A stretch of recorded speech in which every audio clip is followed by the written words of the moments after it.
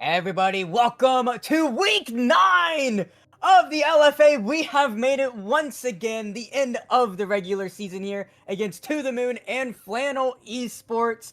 Soren, we have an interesting banger coming up here tonight, as both these teams have shown us that they are willing to make these games interesting, especially Flannel.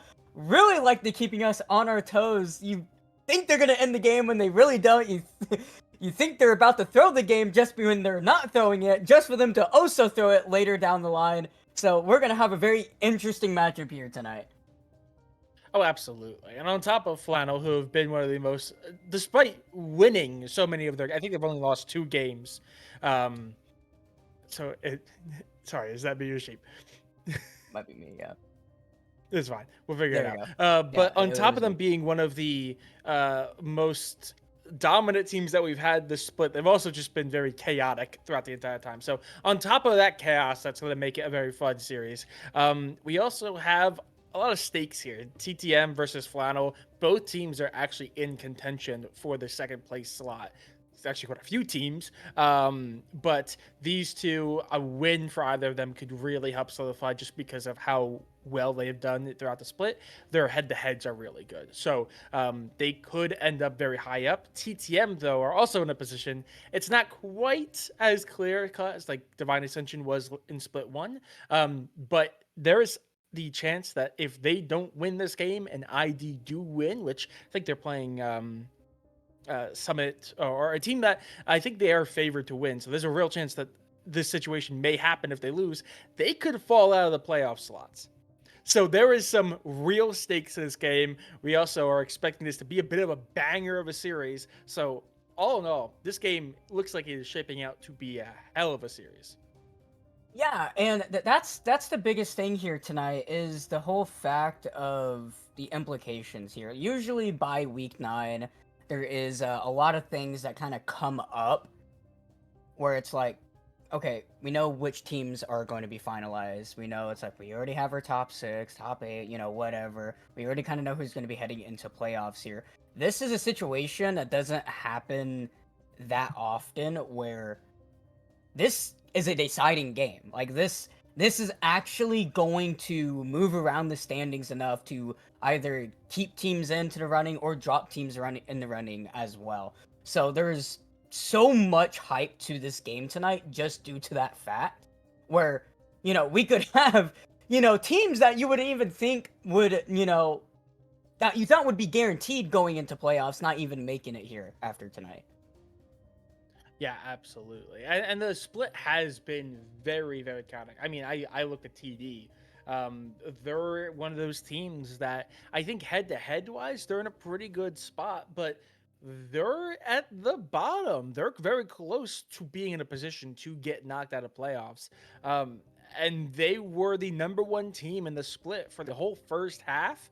And then after some shakeup on the roster, they are kind of just falling apart. So it's allowed for teams like the Flannel, like High Alert, who are either under the radar or were very highly praised, but just had a bit of a rocky start to rise up those ranks and just continuously challenge for that top spot. Final Boss are still living up to their name, but overall, the entire split has been very chaotic, but it's been very fun. And much like last split, very tight. I mean, there's 3 teams rocking a 5-3 record. 2 teams have already secured at least 6 wins. Flannel, if they win today, might get 7 up there with Final Boss. So there's a lot of variation. Anyone could finish pretty much anywhere, which is making this last week so interesting. But we are going to get into the pick bands here. We immediately start seeing some familiar faces. Tom Kench, we've been seeing them used with the Senna, which is like a very solid secondary pick. Not one of the go-to ADC support duos, but it's been very strong, so not surprised to see that. Also, flex option. But the Xin Zhao, the Gwen, the Jinx, I don't think anyone's surprised by that. All 3 of those have been so strong in the meta, have been played so much this split. So to see them get banned away, not surprising. They're all very strong. Yeah, we also see the Zyra being the final throw-in to there. Not all too much surprising considering who Flannel's jungler ends up being. Braum rounding it out there as just a very solid pickup for, I would say, recently, kind of within these last few patches, Braum has been really coming up, I would say, into the meta for a very solid peel option going down into this bot lane that maybe is a little bit more consistent to some other options like Nautilus, maybe even something like Thresh, or just something as simple as Alistar. But Tristana going to be the first pick for To The Moon. They're coming out swinging with that one. That's a very bold, I would say, first pick for kind of what you throw out there, but it is still a possible flex if you really want to throw it into that mid lane. But still, Tristana, they're coming out swinging with this one. Yeah, it is a very interesting flex. I don't think we've seen actually too much value of it on the mid. We've mostly been seeing Tristana go bot lane, though I think not last patch, but the patch before, the Tristana in the mid lane was still a very solid and very often used pick. So obviously has not been nerfed into the ground, so it's still very possible, but I would imagine that's probably going to be going into the bot lane. We do see the Kai'Sa pickup, very aggressive. Is also very strong in the current meta. I think it's been rising after some recent buffs, so not surprised to see that. And Lilia, very highly mobile, very heavy playmaking. Jungler, not surprised, and Grotus, well known for being a bit of a spark for this team, especially in the early, going for pretty aggressive ganks and getting as much value as they can early. Lilia is going to allow them to do that. It is a bit of a hyper farmy champ. You typically have to wait till 6 for really to come online, but we've definitely seen her get a lot of value early anyway, so we could see that coming out. Anivia, mid lane pickup. I mean, this is a really forever strong is it in mid-lane this matchup. game, is he? No. Usually when you see the Anivia, you expect Frozen to be somewhere in this game, but it is going to be picked up for To The Moon here. I would say not a pick that you see that often unless it is someone that does pilot the champion a lot. And Kindred going to be rounding out for the first rotation for To The Moon. This is also something that Stu does play quite a bit for Flannel as well. So it's one of those things where it's like, okay, you know, it works well into the Lilia matchup. The Lamb's Respite is a little bit of annoying to deal with if you try to, like, if you get like a 5-man sleep, for example, and it's like, well, you know, if I'm just invulnerable, it doesn't really matter. It also kind of locks out the champion from being picked later on into the series. And I'm expecting the Zyra to also stay banned, so that's 3 champions already out of his champion pool. But Fiora going to be the last pickup for Flannel here. Interesting throwing it out, I would say, this early, especially considering unless you're expecting one of these 3 picks to go into the top lane, usually you don't blind Fiora. But we'll have to see if Flannel has a strategy for this. Yeah, I mean, Fiora is typically seen as like a counter. Most people don't run a blind Fiora in because there are some pretty heavy counters to her, but she answers a lot of meta champions. So a little bit interesting. We do see the Zed get banned away, obviously, with Anivia being picked up. That mid lane role is free to be banned out for TTM to punish Flannel a bit.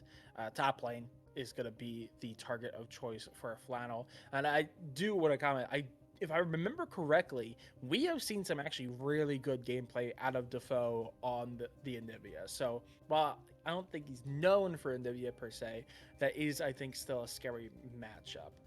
So that's going to be something to look out for. I do think this mid lane matchup, Defoe is one of those players who is a bit of a leader on their role and sometimes has some really rough games, but sometimes can be a very key spark to this team. So we'll just have to wait and see how it shapes out today. But this mid lane matchup, I think, could really. Canatin, I believe, was just made or was announced to be, I think, rookie of the split. So very high pressure on their shoulders, and Defoe is going to be running into them. So we're gonna have to see if it's going to be a good day for him or a rough one. Yep, Leona there for the bot lane here. Kaisa No, not official Leona so awards. far. Never mind. That's through player polls, not official awards, but Well, it's also just player funny, polls. considering, I mean, technically, you can consider him a rookie since he wasn't here the last split. Kennington has been here within Legends for a very long time, so it's weird calling him a rookie for how long that we have seen him play here before Fair, in the fair. past. Brand being the hover so far for TTM, there is going to be locked in Leona for Flannelist. Most likely, I would say a Brand into the bot lane, Triss Brand possibly into the spot side. Very aggressive, hyper aggressive composition here. Fought up Kaisa Leona. I expect To The Moon to hold a lot of prio here. There is still a good amount of kill threat for Flannel's bot here. So To The Moon still have to be careful for like a possible quick engage. And we do see the Wukong being taken by To The Moon. Now that's a statement over towards Flannel here. Oh, not the Wukong, man. Yeah, I like it. It does go with the team composition. It's gonna be a pretty aggressive team. I could just imagine the stun up from the Anivia with the go in of the Kindred, the Tristana, and the Brand, and the Wukong just diving in, and Brand just doing Brand things and putting out stupid amounts of damage from the back line. I do worry a little bit about the front line situation. Obviously, Wukong is not an outright tank, and I don't think any of them really would be. Um, and this does seem like a little bit more front to back. Obviously, Fiora and Leona are going to do a lot of that frontline work. Lilia also can be very tricky to deal with, high mobility, very difficult to lock down. Um, so I do worry a little bit in that regard, but it's definitely going to make for very chaotic team fights. I can see the team fights already just being a mess and a half to try to keep track of. But over, I think I'm leaning towards Flannel here. Like I said, I kind of like the front line a little bit better for them. But TTM, if they can make this another one of those high risk, high reward compositions. If all the pieces come together and the Exodia comp fits and matches exactly, they could be very scary. But it's going to be much more difficult to get online as opposed to Flannels, I think. They definitely have a lot of just damage instances, ability to do Yeah. damage, and they do have a little bit of that good scaling curve with the Kindred as well. And also the Anivia late game is absolutely monstrous. The only thing that really kind of gets me is like, I almost feel like both these compositions can kind of be fine the biggest thing I'm looking at is that Fiora into the top side, because once again, it's just one of those. To me, it's like the Nocturne pick. It's a real big feast or famine because if Oh you yeah. can run away into the side lane with this pick, then it's very hard for To the Moon to really do anything about it. But it's next to almost useless in team fights, and if you can't win the split push, there's no point of picking a champion. And it was blinded, so the Wukong was picked into it. So they might actually be confident going into this matchup, which wouldn't surprise me considering that, I would say Wukong does have the tools necessary to kind of play around into the Fiora, able to manipulate the riposte with his W, giving him an easy way to dodge out of it, whether that be off a stun from him knocking her up with a Cyclone, or just getting away from that slow and the attack speed reduction if Fiora tries to go for an all-in, for example. And just, I would say maybe kind of feels like a little bit of a safe lane because is able to answer back into a little bit of the Fiora skirmish with the kit that he has, with the extra armor he gets from his passive, attack speed with his E, and then obviously the armor reduction with his Q. So I would say it's really big on whether or not, how top lane goes here. And so far, look at that. We have our brand into the mid lane. This is a Defoe special. He does love running this champion into the mid, and we have a support Nivea on our hands. Now that's a little interesting. I would say a little bit maybe of a weaker bot side until maybe they hit 6, possibly. I would Yeah. say To the Moon, not gonna have as much kill threat comparative to having Brandon to bot lane, and would maybe make the lane a little bit easier for Flannel. But we'll have to see kind of how they go along with it and what their plan is. Yeah, the only thing I could think of is the fact that the Anivia, while not having as much kill potential as that brand, I think has the ability to kind of get back into fights a little bit more. I can already see the world in which, a bit of a risky dive in or an unsuccessful jump in from that Kai'Sa or the Leona, really either of them, immediately gets punished with the amount of stun and CC that the Anivia has, plus the wall to block exits. um, with the ability to jump on them from the Tristana. I definitely think is going to be weaker in the early, but I agree 100%. Once you get to that like level 6, everyone starts coming online, and Nivea starts really becoming a nuisance to have to deal with working around their CC and those walls. I do think that they'll probably have a bit more of a control of the lane. But if this bot lane gets ahead early, this Kai'Sa and Leona become a threat, I could also see them just kind of steamrolling into the mid game and having control late. So I think that is going to be one of the things to note for. I also think this jungle matchup, obviously having to keep track of the marks for a Kindred is going to be huge. So there's a lot to look for. I definitely think this is going to be an interesting one. And honestly, I could see either one of these teams taking it away. But that being said, we are going to send to a quick break to let Spectator Delay do its thing. Don't go anywhere. We'll be back with game number 1 between TTM and Flannel.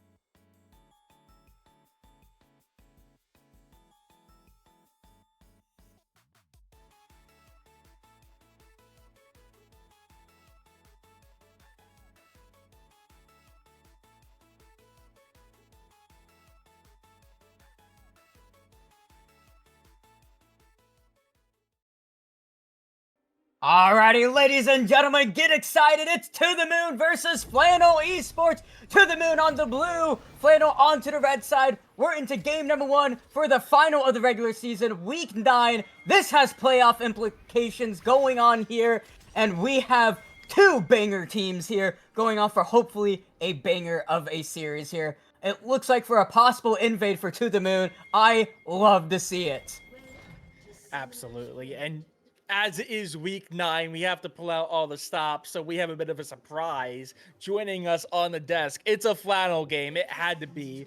Becky, thank you for joining us. Are you excited? What were your thoughts as we go into game number 1, man?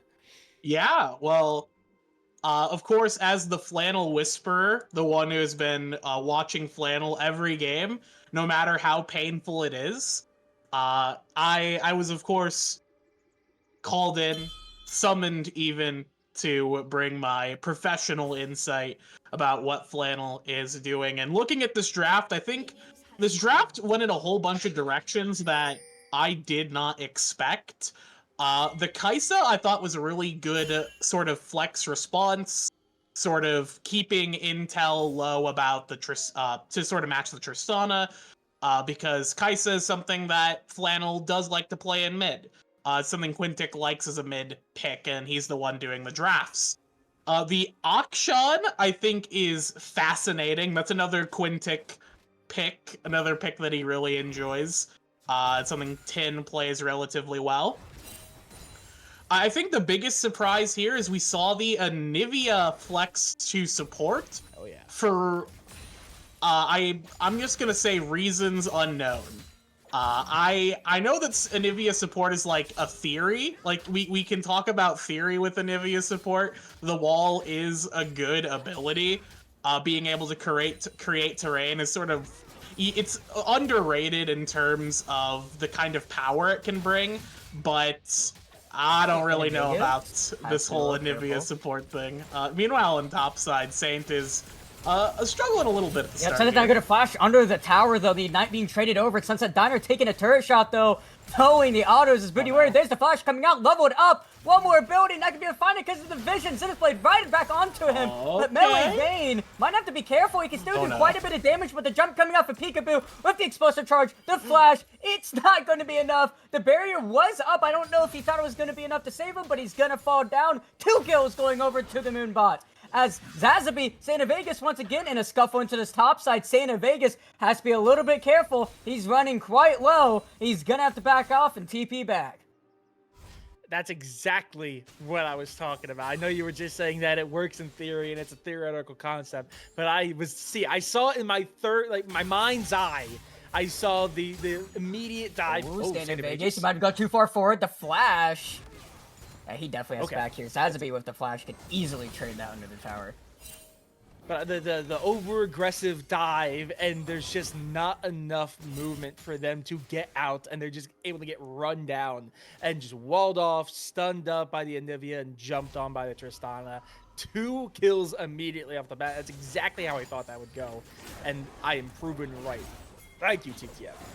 Yeah, even if I still think Flannel will lose this, which I've been proven wrong every single time, I'm at least proven right once tonight, and I'll take that as a win.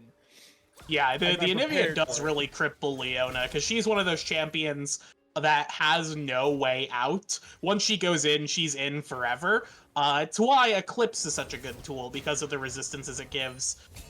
It just allows you to sort of stay in and actually walk out of situations. It's why Nautilus is a super death-heavy champion, because he similarly can only go in, at least in the early stages of the game, and the wall just sort of prevents you from getting out. And of course you have the stun, and at level 6 we'll have the Glacial Storm as well, which will just make it really tough for both, because Kaisa is relatively short range as well.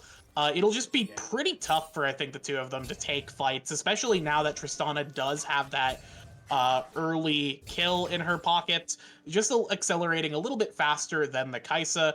She'll be able to really start punishing this lane, and it's going to force Melee Vayne to play a little bit safer than maybe he would like to. Tin right now taking quite a bit of punishment here, unsurprisingly, into the brand. Just a really consistent poke champion.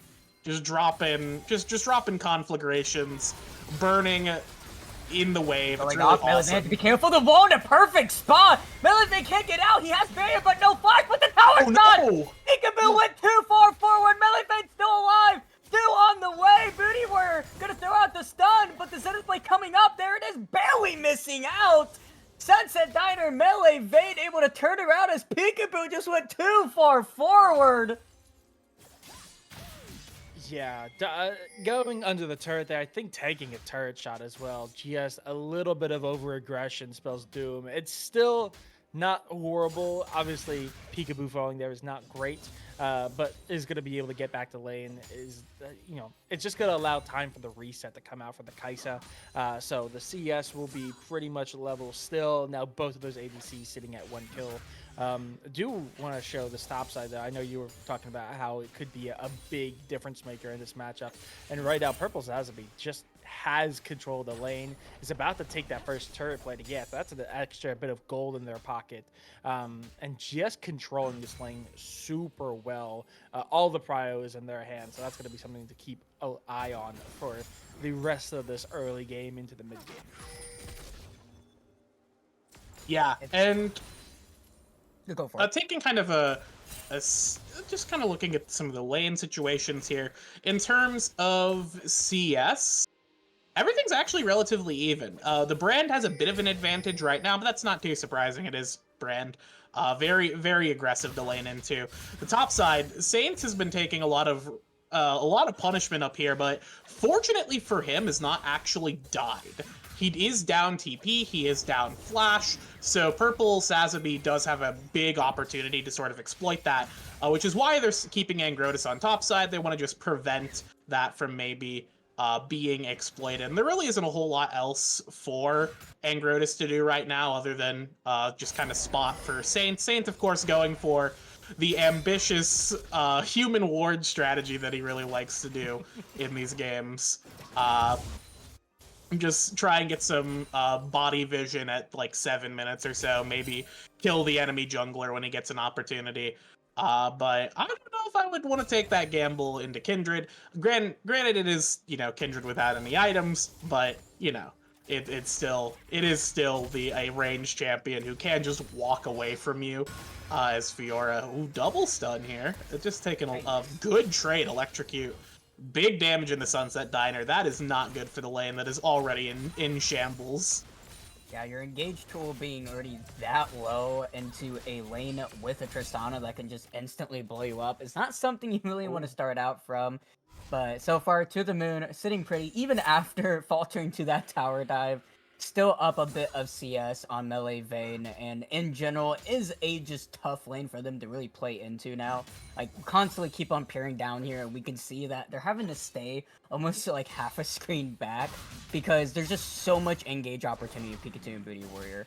And once again, to his top side, a nice parry coming out of Santa Vegas, mitigating a lot of that damage. But like you were saying, Becky, Santa Vegas has done a really good job to actually stay even into this lane and not really falling down. But that might change here. Max Cat's on the way. Flash coming out with the slow, and with the E being thrown out, he's still once again without the Flash Rubber Auto. There it is. Feet of Warfare being claimed by To The Moon, but the Drake is going to be returned over by Flannel, and it is Hex. So 5 ability haste and 5% attack speed is still going to feel quite nice, but still, To The Moon feeling happy about that, getting a kill on their Kindred.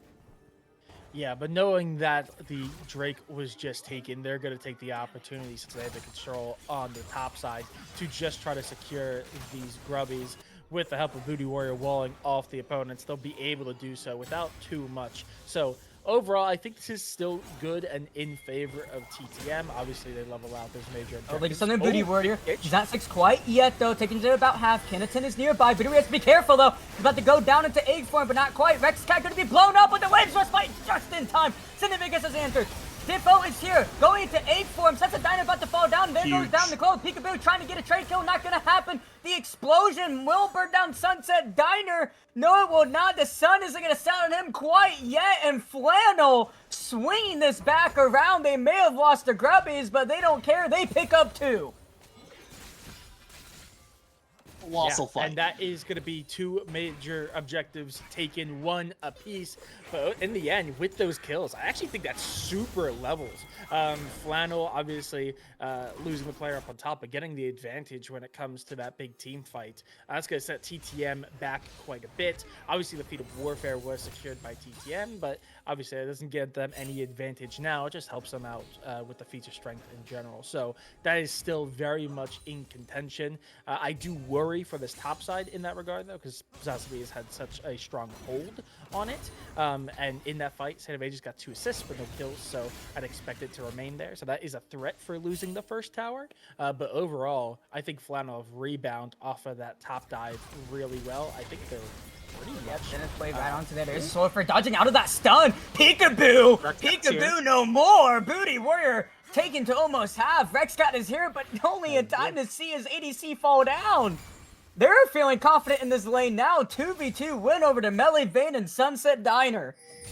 Yeah, I mean, this is kind of where things, I think, will start to tip a little bit in Flannel's favor, because Melee Vayne actually came back to lane with the Kraken Slayer, so had a pretty sizable item advantage over Peekaboo, so it's really, I think it makes sense for Sunset Diner to just kind of send it, because they will always win every fight. They will always try and they should keep going for this while they have this item advantage.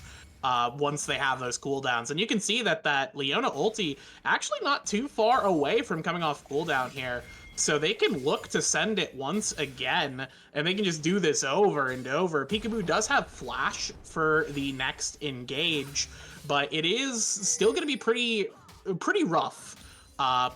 Just because I think the damage on TTM side in the bot lane here is a little too low, at least for the moment, to actually fight, and we got to re-engage. Getting stunned up. Nice rocket jump buffer.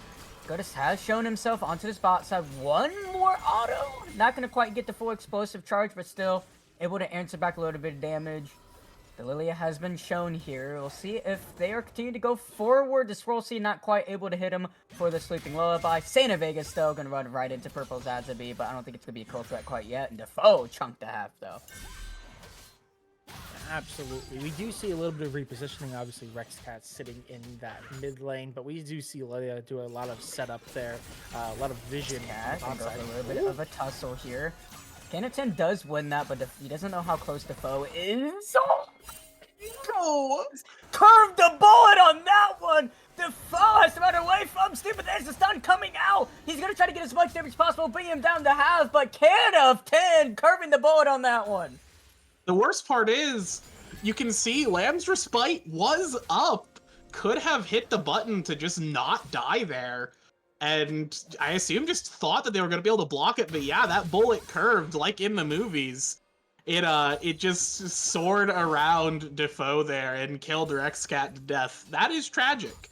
And huge for Tin, who is now able to potentially use that to start tipping the mid lane in his favor.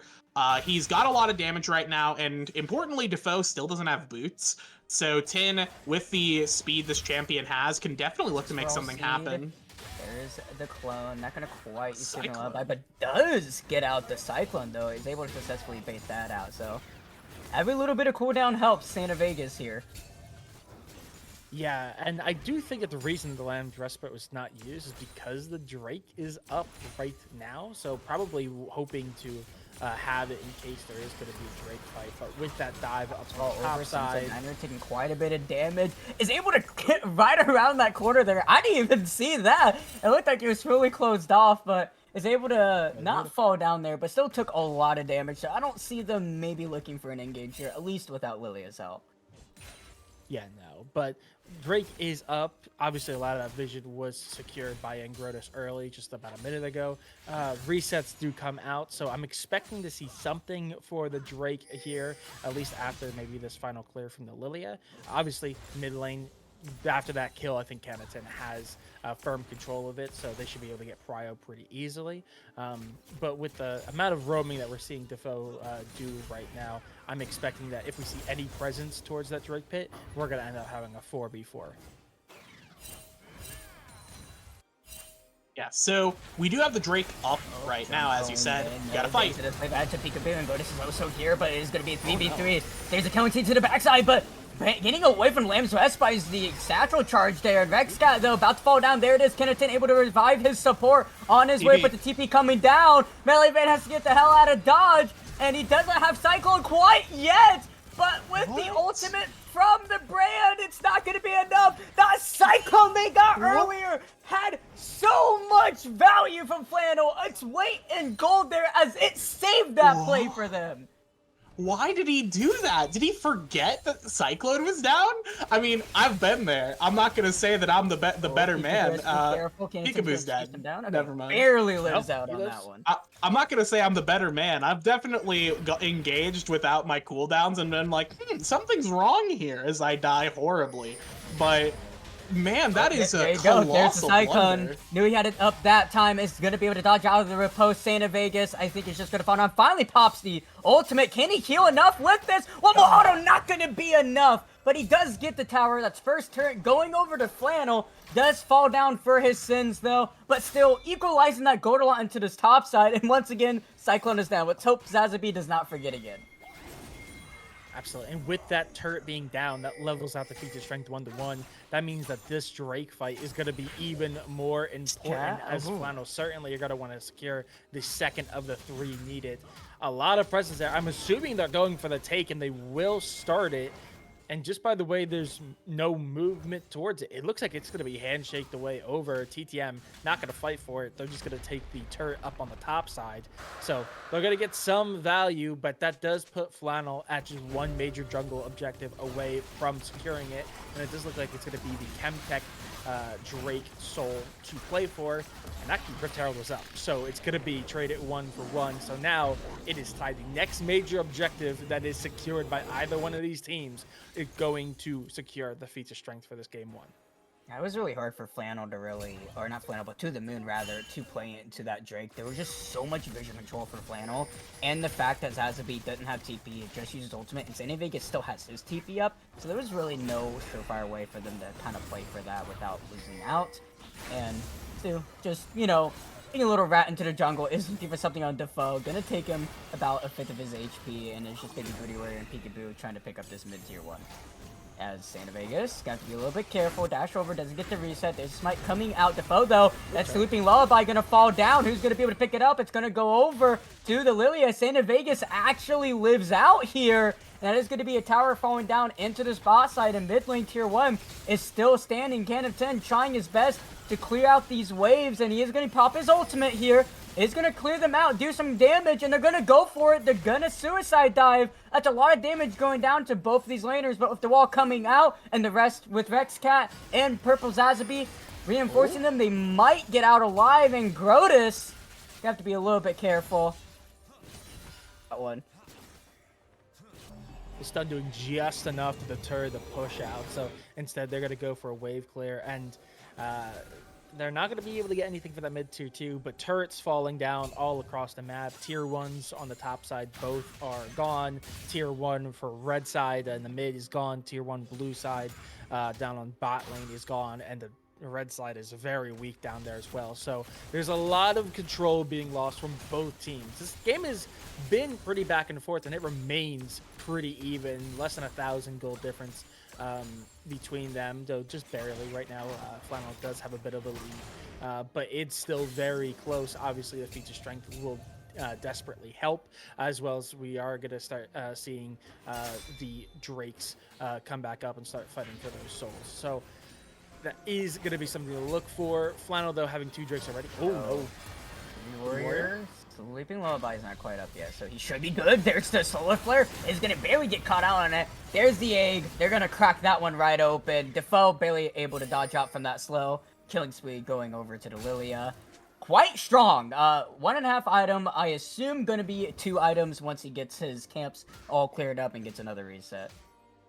Yeah, and the big thing here is that it is still going to be a little bit for some of these TTM players to actually get those second item breakpoints. For example, Defoe here, who is going to be able to live. Rexcat's around.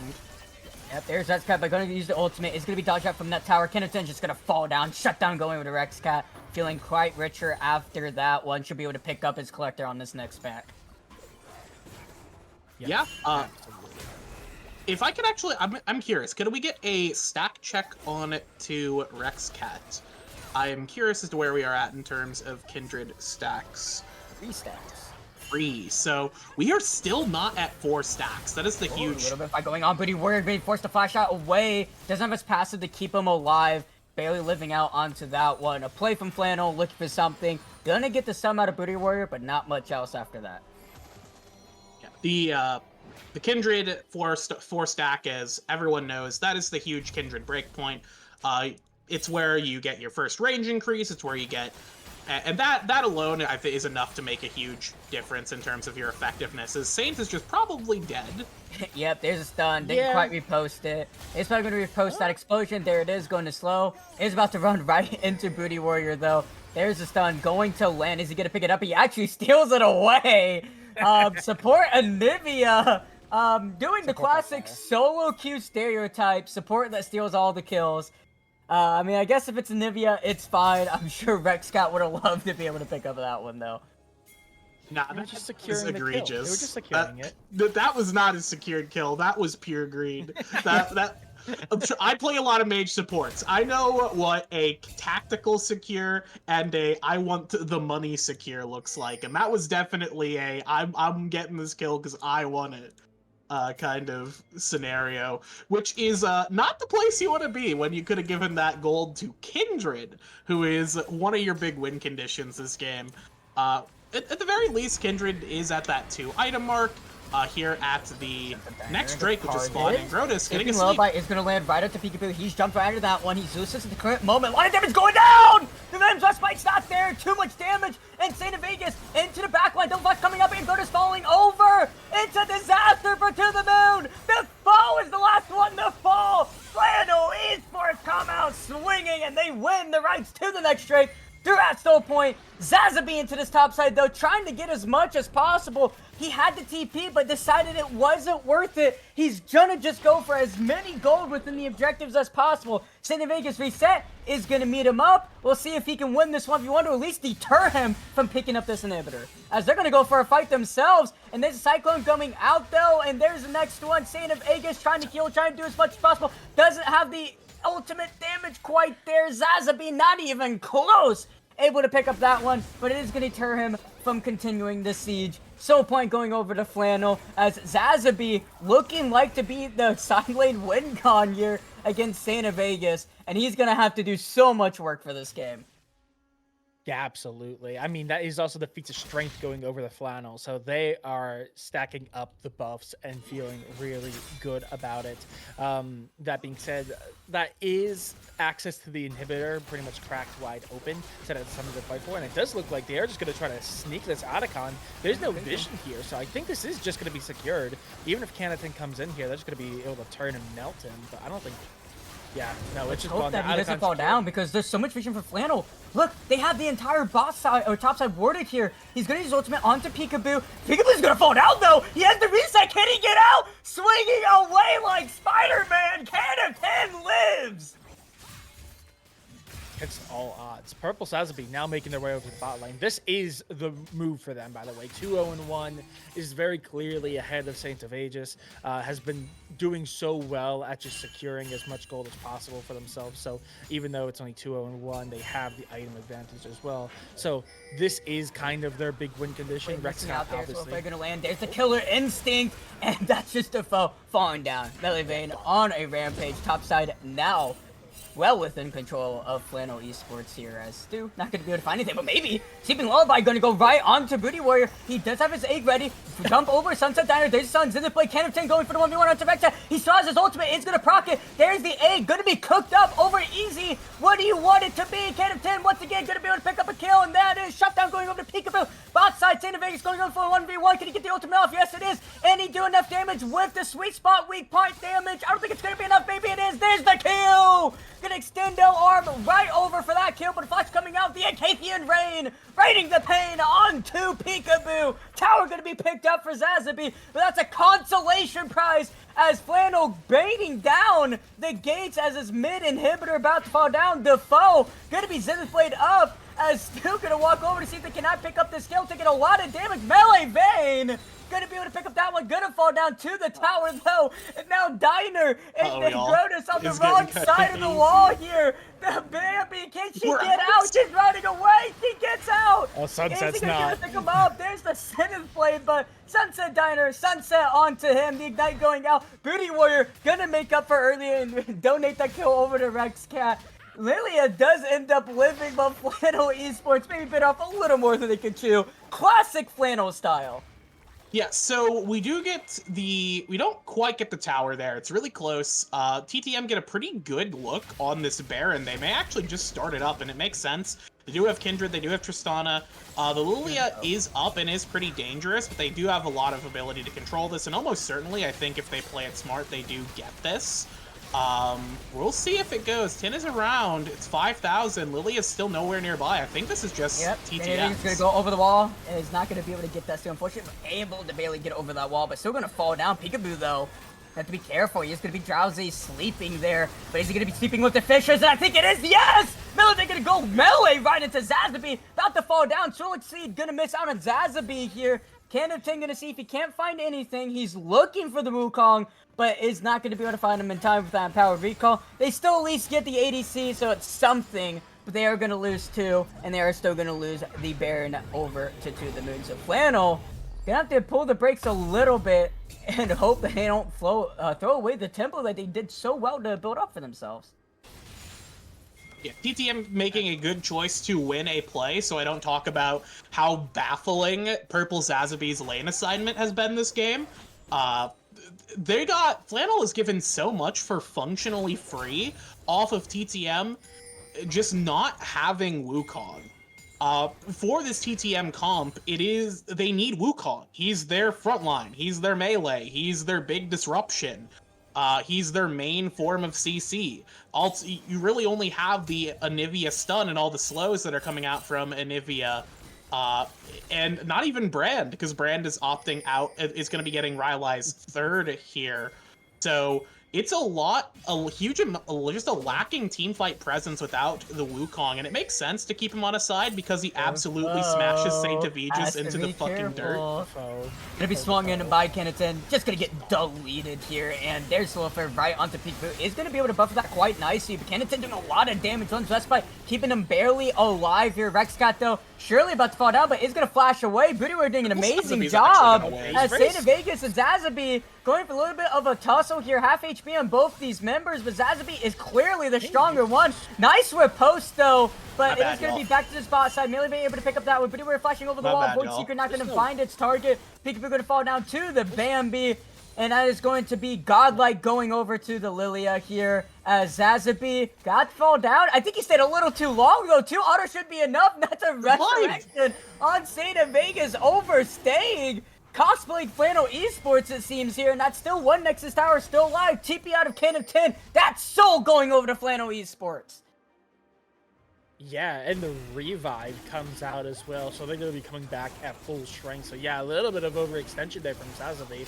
I mean, that is still basically the Nexus completely cracked open. One good wave crashing into it, and that is just the Nexus gone, especially at this point in the game with how many items are in everyone's hands. So it is still a threat. I 100% agree. I definitely think the Wukong would be very helpful in these team fights, but at least they're getting so much value, and because of that, they're constantly keeping Saint Aegis away from the fight. But at the same time, well, it's been the case so far, it's clearly not working, so they're going to have to probably invest someone like Angrotus or Canopton who could deal with this Wukong in the upcoming fights. So in the future, I can imagine it being even more valuable, but still, Flannel's still in the lead in terms of actual game state and team fighting. But the side lanes are severely a threat. A little bit of a cheeky, trying to find a cheeky fight onto Peekaboo, but is gonna live. He also had the cleanse ready, so even if he got stunned, he probably would have been fine anyway.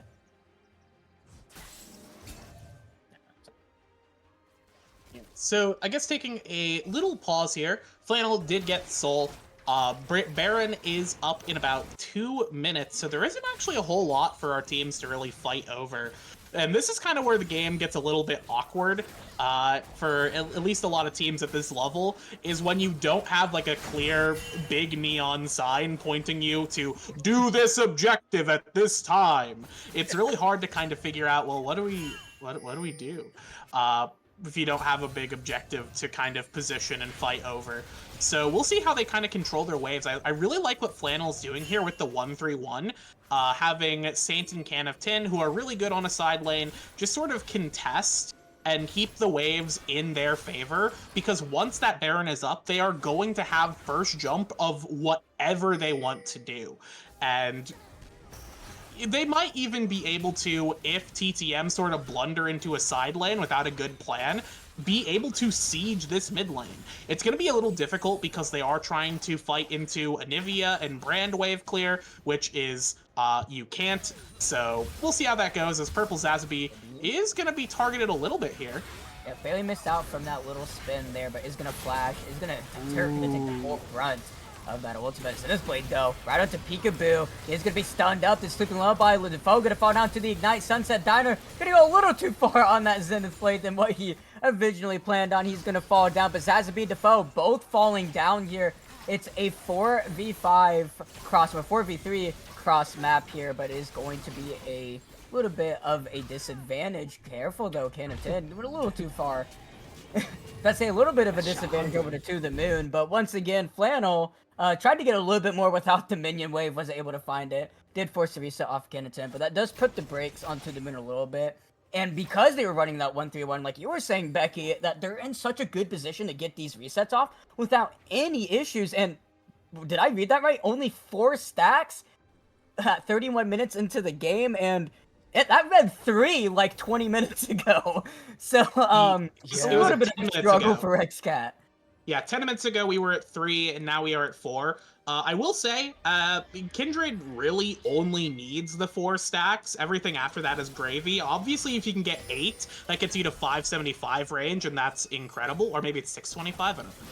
It's been a while since I've played Kindred. But it is still pretty... that was close. Peekaboo. That was scary. Oh, Zazabi jumped right in front of Sunset Diner. He's forced to use his clone. Melee Vayne gonna chase after them. There's a Soulfire gonna land right on to Anivia. There's the Ignivia going in once again. Lame's Respite gonna keep him alive for a little bit longer, but it's not going to be enough. And Santa Vegas wasn't even a part of that. He's bringing down the minion wave from his top side, but Baron is now spawned up, and without your support here, with a lot of this range and utility, I don't think there's anything To The Moon can do, and this Baron buff is going to be up for this Elder, so To The Moon need to be thinking up of strategies of how to pull themselves out of this deficit. Yeah, I think the very scary thing here for To The Moon is the fact that while they have been able to get the kills that they need to kind of stay in the fights, they've mostly been on this support Leona and the Fiora, who has been pretty much behind the entire game, so that's not a crazy loss. The fact that the Lilia is 8-0-10, 10-2-5, Kenneton on Akshan, and the Kaisa very quietly has been growing 7-3-8.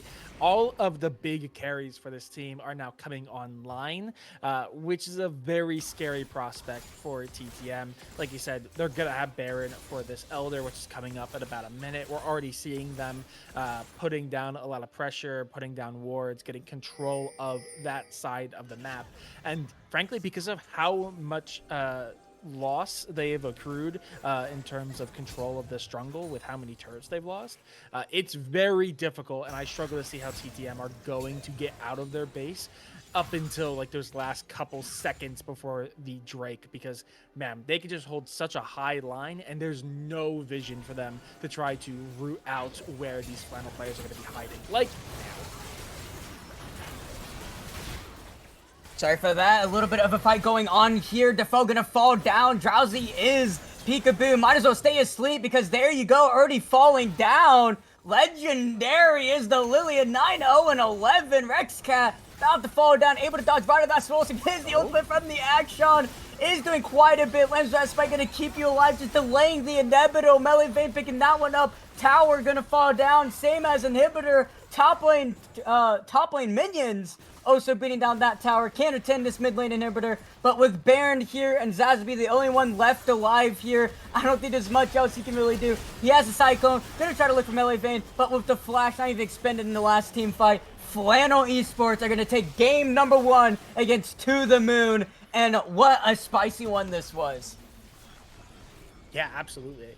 I mean, Flannel, I will say, that's been one of the most clean wins I think we've seen from them. Obviously, there was still a little bit of that Flannel charm, a little bit of over aggression into the base, especially I think towards like that 15-ish minute mark. But overall, I think the team fighting was pretty clean. I like the composition a lot. The fights that they chose to take, there was not too much like over aggression that severely cost them. And the thing is even when they did, they had the Akshan. So any over aggression, as long as they were able to get like a kill with Akshan from Canatin, who was so far ahead in that series, they were kind of able to bounce back really hard. They got the Drake stacking early. Just fundamentally, Flannel showing a lot of promise. TTM still a threat though. I mean, those side lanes, Sazabi, if you put Sazabi on a more side lane heavy champ, like a Yorick or like another character that could just dominate the side lane and not Wukong, who is a more team fighting based champion, I think that game is far scarier and could be ended much earlier. Just that final fight where they, a little overextension trying to get that second Nexus turret. If they were on a more side lane focused champion, that could have gone so severely different. So I definitely think TTM had the chance, but I think maybe compositionally it wasn't there. They weren't using the champions as they were intended, and Flannel took advantage, but it was off the back of their own good play. So very scary if you're a team going up against Flannel or anyone in and around their point tally. But man, they look really good, and I'm excited to see what they do in game number 2. Yeah, it's going to be quite interesting here. I mean, it's like nothing but, I would say, good things from both of these teams. We saw a lot of, like you said, the charm that Flannel has.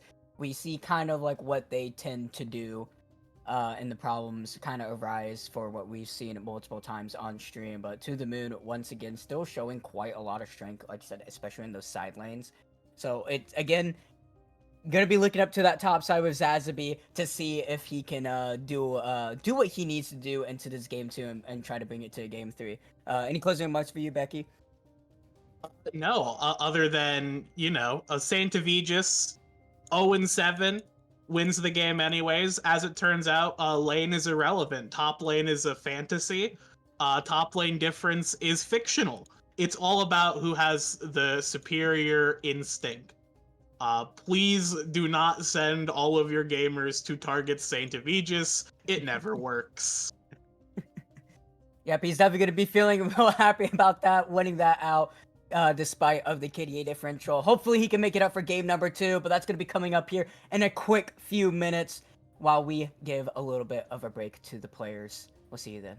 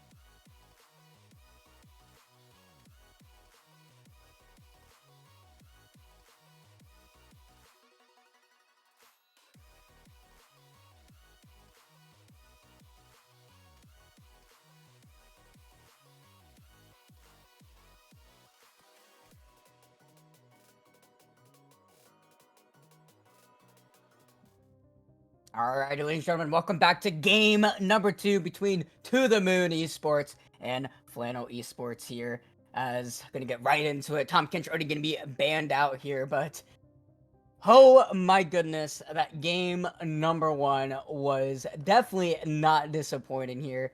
To The Moon gonna be looking to bring us into a game 3 here as they're gonna try to tie the series up 1-1. We'll see if some of the Flannel charm can come out in strength here and give them just enough of an opening. But I will say, from a lot of what we've seen them over the past broadcasts, it definitely wasn't nearly as strong as it has been. So it seems like they've actually have been improving a lot.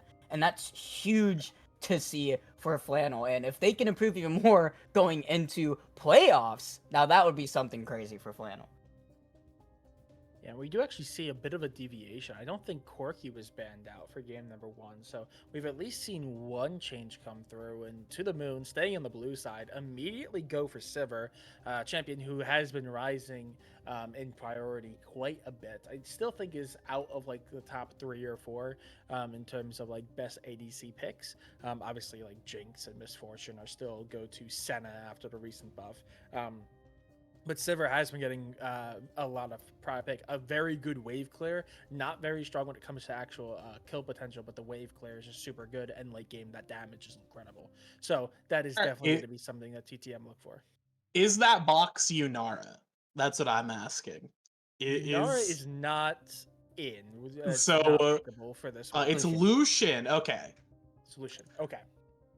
I guess Lucian just didn't want to show up for the draft screen for some reason. I was about to ask if it was Teemo. I was like, is that Teemo? I mean, like, it would make sense. Okay, we're here. We're gaming. We're gaming. We're back. We're so back. Lucian Braum, which is interesting. Typically, we see Lucian with an enchanter. It's it is a strong lane, but definitely not the go-to, I would imagine. But it is still going to be good. Braum is one of those champs in support that are just pretty good with pretty much anyone you pair him with. Yeah, Braum is the best champ in draft. I say this every week that I'm in looking at draft is Braum is just the best champion in draft. He does everything you want him to do. He denies so much garbage that draft teams love to play. Speaking of garbage draft teams love to play, it is Zilean. Here he is, Zilean, everyone. We have opted into drafting a champion that does no damage, which is my favorite thing to do.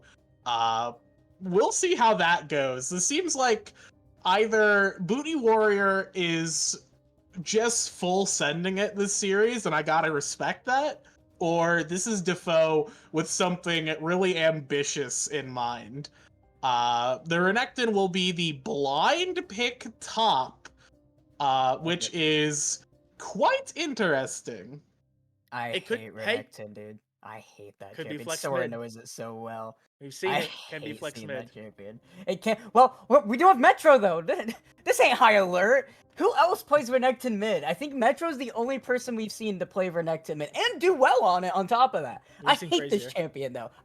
I'm like LS when it comes to it. I hate Renekton, dude. This champion only works if you are significantly better than your opponent, and even then, if you're going up against a good team, which I would say both these teams are good teams, Flannel and To The Moon, so vice versa, even if Flannel picked it, it's still very hard to pilot the champion. I've ran into Renektons in solo queue, and Diamond Master Elo, where they are 7-0, and it doesn't matter because the rest of the team is either equal or ahead, and the champion's just useless. I don't like it. It's still good. It can still be a really good champion. I just not to interrupt you. We have been betrayed.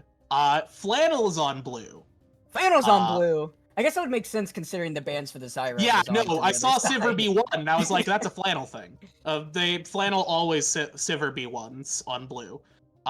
They always go Sivir B1 if Jinx isn't there.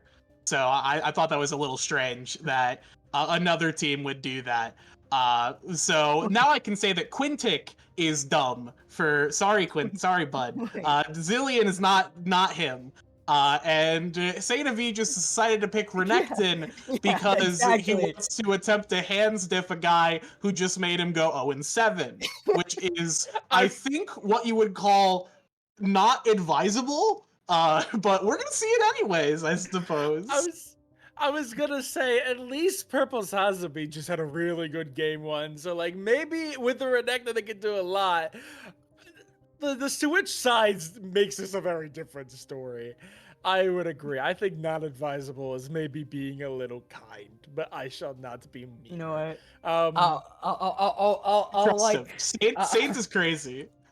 I'll wave the Saints Santa crazy. Vegas flag. I'll be on his side for this one. I'll be optimistic for his sake. Maybe he's been waiting for his moment this entire time, and this is it right here for him to really show what he's made of and turn that 0-7 to a 7-0. Who knows? I have seen Saint go crazy style on the Renekton.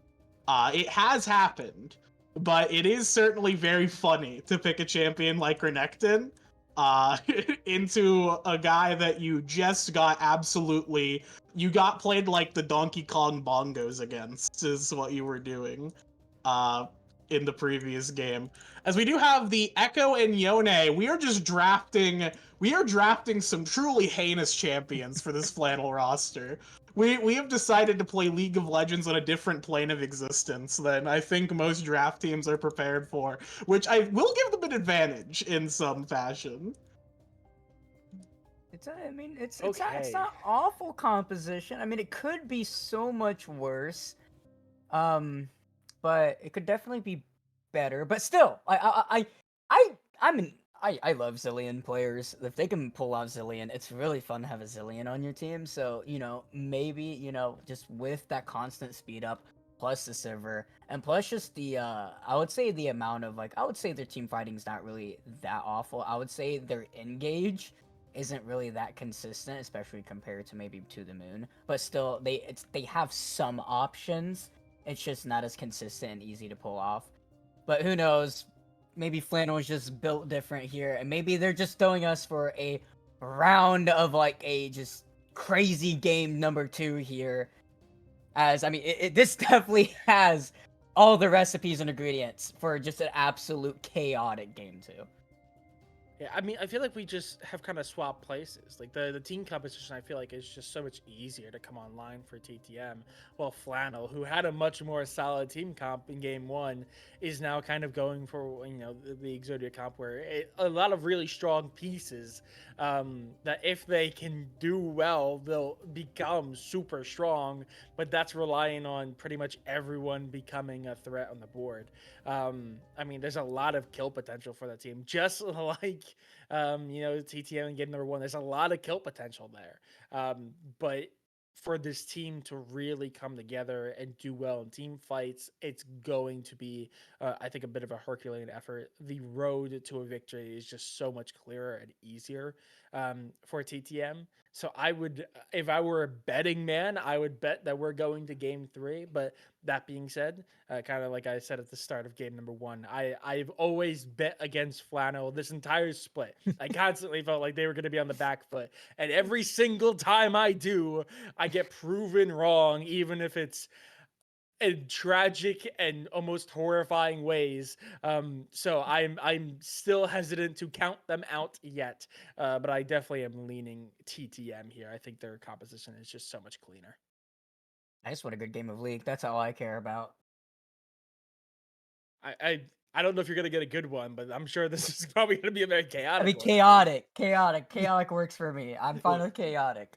Yeah, all I'm gonna say is these Flannel players are going 2-0 while top lane dies solo and throwing gold leads every game. And basically, every other team is fucking stupid.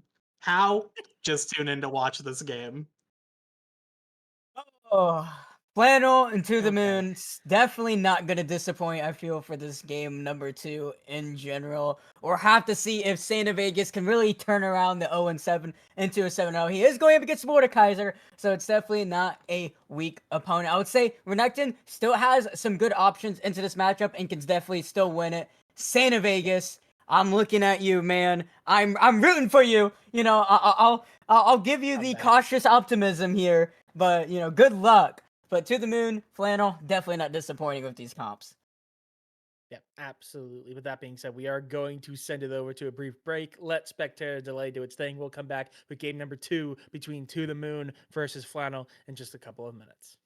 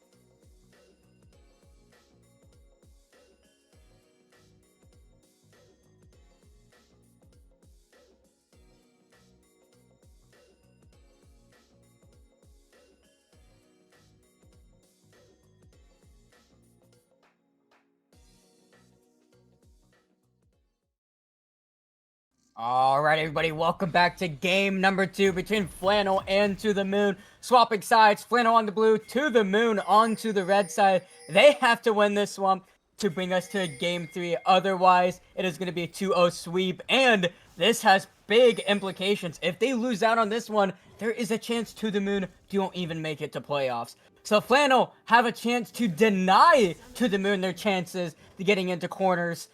Or To The Moon can maybe run a little bit of a different plan and strategy and try to get themselves right over that playoff mark. But it's going to be the invade coming out. The ward into the tri-bush is going to spot it out, so I don't see anything happening here, most likely. Oh, look at that damage. Ooh, damage chart to Melee Vane. He's killing it right now. It's over. That's the thing, is that Flannels actually have already won the game from that exchange. At least the game that matters. So we see kind of a strange 5-point here for Flannel, where they just get vision onto the Raptors, so they get an idea if Rexcat's starting on top side or if he's going to be potentially on blue. Looks like he's going to start bot side. Meanwhile, TTM are only able to get a ward in on...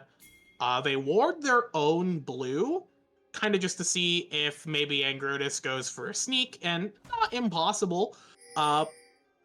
And they ward that tri-bush. They don't actually get into ward anywhere deeper, though.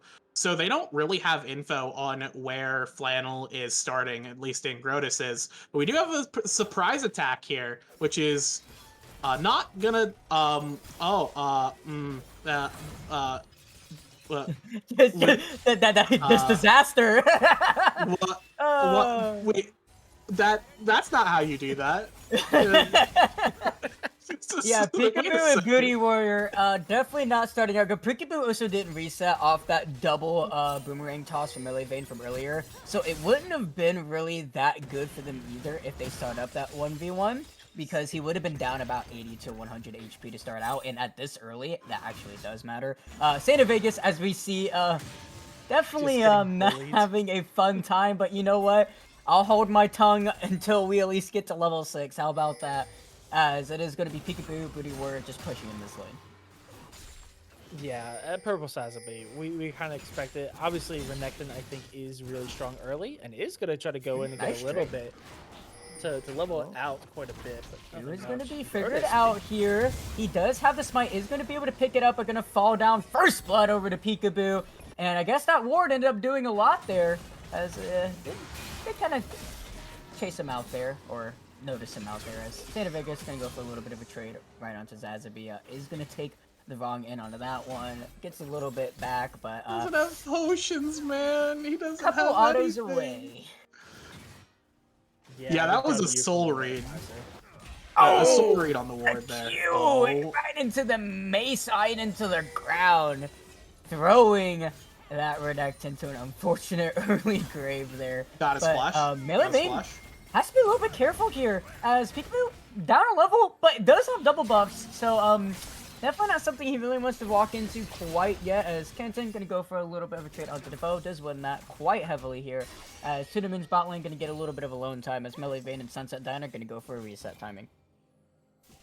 Yeah, absolutely. And that kill up on the top lane is going to give way. Mordekaiser being able to go back and get the item advantage. Obviously, the extra gold in the pocket, plus being a little bit up on CS. So while they are losing a little bit of CS now... Oh, it's going to be flashed up here, and I'm pretty sure it's going to fall down, even using the flash afterwards, and it's not going to be enough. Kill going over to Kenton, exactly who you wanted to go over to.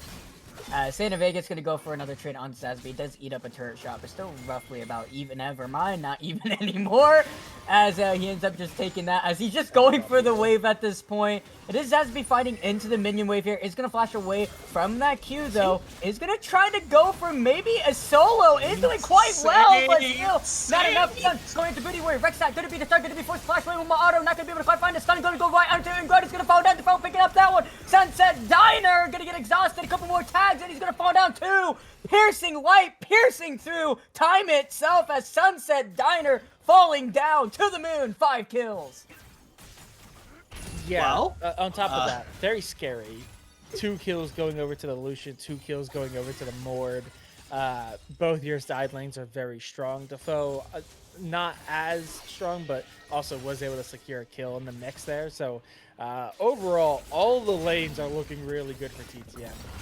Oh, but yeah, no, TTM after all that 5-1 are going to secure their feat of strength, or feat of warfare, excuse me. He's just standing there menacingly. Is able to get the death realm here, slice and dice really away. That's what he was waiting for, but he is close enough to his tower, able to dodge out from that. Zazabi though, still gonna have to be a little bit careful here. He has does have the blasting on, doesn't have any more potions, and it's still a Renekton. If you do get those rotations off fast enough, it can be detrimental, and he is at a significant HP differential. Still, though, is going to get that shield up, is going to try to get taken down by that stun, but Santa Vegas should be hitting 6 and not too long, hopefully, but still... Purple Zazabi really just showing his prowess here as a dash forward relentless pursuit. That bomb is going to be tanked up by the unbreakable shield. Sensen Dino going to be forced to flash, and Grotus, Pale Convergence not going to be able to land where it wants to. Stun going to go right onto Zazabi, barely living out on that one. As Grotus got to be a little bit careful here. Not that Grotus, that's Melee Vein. Gonna fall down. Peekaboo on a killing spree. As a perfect rotate over from Rexcat, as there's going to be a dash forward from Kennington looking for something onto Defoe, just going for a little bit of damage here. And Goda's still looking for possibly something here, but it's just going to be a back off from both Peekaboo and Booty Warrior. And To The Moon now up 5 kills, has 6 kills here, and first strike going to easily go over to them. Yeah, well, Ocean's right, gonna be the one. Oh, go for it. As it turns out, TTM's early game composition is doing fairly well. Early mid game composition is doing very well in the early to mid game. With the Lucian in actual dominating force, and granted, it is kind of a myth that Lucian doesn't scale. He is very dangerous in later stages of the game, but you do have to kind of snowball off of his early power, which Peekaboo is in a great situation to do that with. 3-0 right now, will easily hit that first item spike much faster than Melee Vein will, and with the Braum into this absolute herbivore that is Zilean, we'll have pretty much nothing to fear. They can just completely dominate and destroy this lane from here as long as they're playing properly. Speaking of dominating and destroying, Saint Aegis has, unsurprisingly, started to really kind of just lose, and he's going, I think kind of the tragic part here is that he's taking a lot of these like skirmishes that he doesn't need to. He's just fighting for no reason, and it's causing him to lose so much HP into this Mordekaiser, who has a lot more shielding, a lot more healing. You can't win an honest fight with Mordekaiser because he cheats. You have to take the trades with him a lot more differently. You have to wait for the obliterate, dodge that out. You use your W to break his shield if you aren't using it for the stun. You gotta do so much. I guess the empowered W, you're not using that. There's so much you have to do into the Mordekaiser, and we're not. It feels like this Saint of Aegis is just not performing in ways that he's done in the past. So he's got to be careful. He does have the ultimate there, but he's not going to be able to use it. Sealed fate, doing the fate of Rexcat there. Zazabi not trying to do a lot. Is Peekaboo going to look for a kill onto Sunset Dynanox, switching over right into Melee Vein, doing a lot of damage. Traded over, Hero being forced to use. Zazabi to target. Saint of Vegas chasing down after this monster of a Mordekaiser. Slice and dice, reducing that armor, pulled right into the tower. Defoe maybe looking for a seismic shove back into the depths of hell as Zazabi not able to get that one, but there's the ultimate coming out. Nice spell shield, it's not going to be enough. Dash over for Peekaboo, that's going to be a double kill for the Lucian. Knock about it to Defoe, flash away from the stun as the parallel convergence over the wall is in Grotus. He's going to be able to find the dash, but the flash coming out from Zazabi is going to be enough. Yes, it maybe will. There it is. Not going to be quite get it though, as Santa Vegas went auto away. There it is, throwing the rocks as Defoe, couple more autos and he will fall down. Rex had the target that does still have his ultimate. He was able to use the last fight, but Kennington gonna get the knockout off. The shield isn't there. One more auto. There it is. Kennington on a killing spree. 3 kills over to Flannel so far, but it's still 6 kill lead to the Moon, and Defoe still isn't looking to be done here. This is a huge wave. He doesn't want to miss it, but he has to be careful. Dash under the towers. Kennington, couple more autos. There it is. Unstoppable gonna go back over to his soul. He's now have up 4 kills and Zazabi being forced to answer over here to pick up this entire wave here as a long, extended, drawn-out fight between top river, mid, and bot lane finally comes to an end. Yeah, chaos across the rift. The 4 kills going over to Canatin is the real scary part. Obviously, Lucian now sitting 5-0-1 is also a little... Forward, there's the Colin, gonna eat up one of the shots, but it's not gonna be enough. Okay. Peekaboo dominating. So let me change what I just said. The 6-0-1 Lucian is still very clearly a threat and is very scary. And like Becky said, is going to scale very well. They are in a position where they could just snowball in. But Canatin obviously was really good and was one of the bright spots for game number 1. So the fact that they're 4-0-0 after a rough start is definitely very scary. Defoe's now in a position where they just have to run for their life. That's Bork right there. They can do. Bork power, and it literally just got, I believe, buffed as well, so like an extra % of extra damage there. Dash coming in with Lisp Pursuit, Sunset Diner, not even level 5. Yep, gonna fall down there, there's Piercing Light, and double tag there, gonna be stunned up, and yep, that's another double kill going over to Peekaboo. That's an 8-0 Lucian at 11 minutes, as once again, Santa Vegas gonna be finding, but Canatin is here.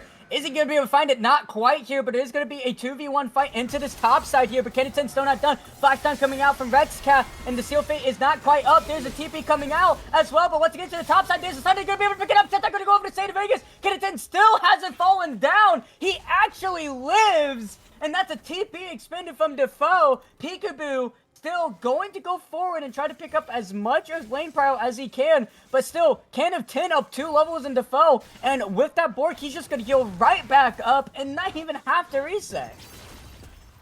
Yeah, I was gonna say, in a 1v3 situation, and the Yone is somehow still winning. That healing from Bork is just absolutely insane. Drake is up, one to be fought for. There's a lot of presence being shown by both teams, but no take quite yet. Canatin, he has been sandwiched so much gold. Almost 10 CS a minute, up 5 kills, 12 minutes. Probably looking for a back timer here as Rexcat Biddy we're looking for something. As Sunset Diner, still not level 6. He desperately needs this because that is the only way they're going to continue to survive in this situation. I don't think Flannel can even attempt this Drake. And they shouldn't. It's just second Drake. It's not even the Soul Drake. So there's no reason for them to even think about contesting it. Their Sivir, their bot lane is so catastrophic. Oh, he's going for it! Oh my god. Yeah, dude, not able to quite get it though, doing a lot of damage onto Rexcat. He does have the Chrono Break up, but the rest of To The Moon, they're so split. He can stay around here, and he has the dash going over, and yep, he's quite fine. He doesn't get it, but he doesn't really get punished for attempting, which is kind of what you want to look for in those situations, is at least punish for an ultimate or something. But ends up living out. There's Dash Colin going up there. The heal being forced to be used. Canatin's gonna go right out to Defoe. Simon shot to keep him away. And Defoe below half HP. And Can of 10 barely anything. There's the Fate Steal. And doesn't even need it to land. Not able to get the last Q off though. So is gonna be able to live as Defoe. But he is definitely not feeling comfortable in this lane at all. It's very weird right now. All the lanes are kind of divided up. Obviously, TTM has Rexcat gonna be forced to use a Stormbreaker. Pretty sure he's gonna fall down here. He's gonna get it. It is gonna be Can of 10, 6-0, as Peekaboo and Booty Warrior are up quite aggressive here. It is control worded, so Tribush is still quite spooky, even with the amount of wards Flannel has onto that Dragon Pit. As Melivane gonna have to be careful. I'm pretty sure he's probably just gonna fall down. Sunset Diner's still not even level 6. One more auto barely lives out. So Melivane, I thought that was just a death sentence for him, but does end up living out onto that one. And once Sunset Diner gets 6, I'm almost positive To The Moon are gonna struggle so much in these fights. Yeah, absolutely. Notably, Feature Strength are still being contended for. Feature Warfare is I think it's side the same thing. Okay, no. Flash coming out from the no, he's not dead yet. He almost died to the same thing once again. Yeah, but that turret on top side is what I'm kind of looking. And the bottom side, frankly, both very weak. If either one of them are secured by TTM, that is going to be the feats of strength secured for him. So keep an eye out for that. That's something to be played for both teams. Obviously, Flannel not wanting to give that up. but To The Moon are in such a strong position on those side lanes. Obviously, full control of the mid lane, but these side lanes are very scary as Sazabi and Peekaboo are just running rampant riots across the Rift. Parallel conversion. Who's gonna go look for it? Is not gonna get the stun off. I don't think it's gonna matter as Peekaboo gonna be able to pick up that one. The chrono shift not gonna be quite used up. Pretty we're gonna flash, but I'm pretty sure he's just gonna fall down. Not gonna be able to get away from that duo, and that is gonna be 2 kills going over to Melee Vayne. And that's huge for Flannel because that's 9 of your kills losing out. Yes, it wasn't a direct 2v2, but like with Lucian, you really got to carry this tempo in this lead.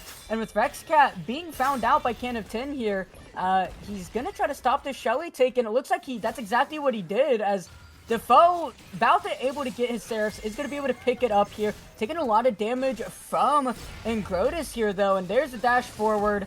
And it is going to be Seismic Shutter Wave, but he's not done quite yet. A couple more autos with the Q, and I'm pretty sure he's going to be able to pick it up. Misses the Time Winder, though.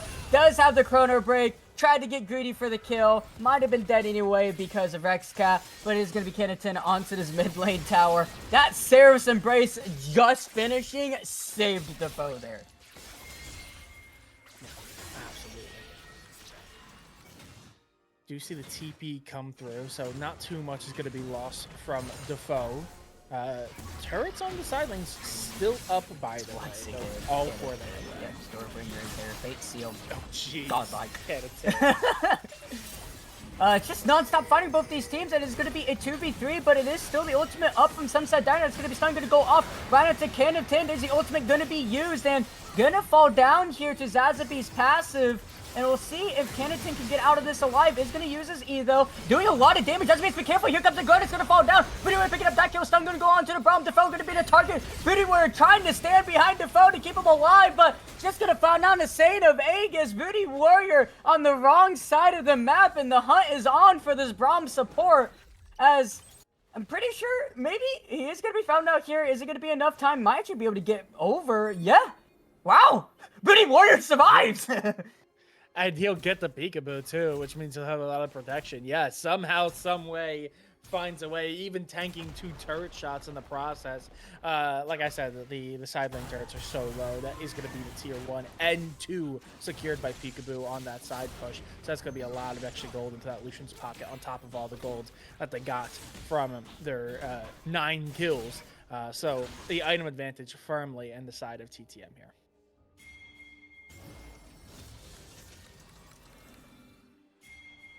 So I guess taking a moment here, we do have the Drake now up. TTM still in a pretty commanding position, although it is looking a lot less good for them.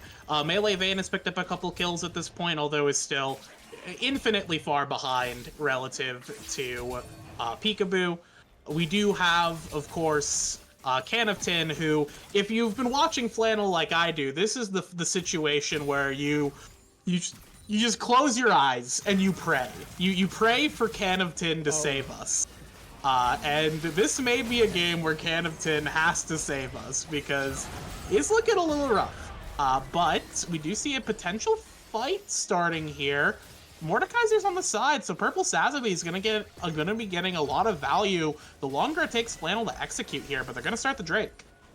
Yep, Drake's gonna be started up here. It is both the Echo and Leone here onto the sideline. Parallel convergence being used. There's a TP coming out from Zazabi.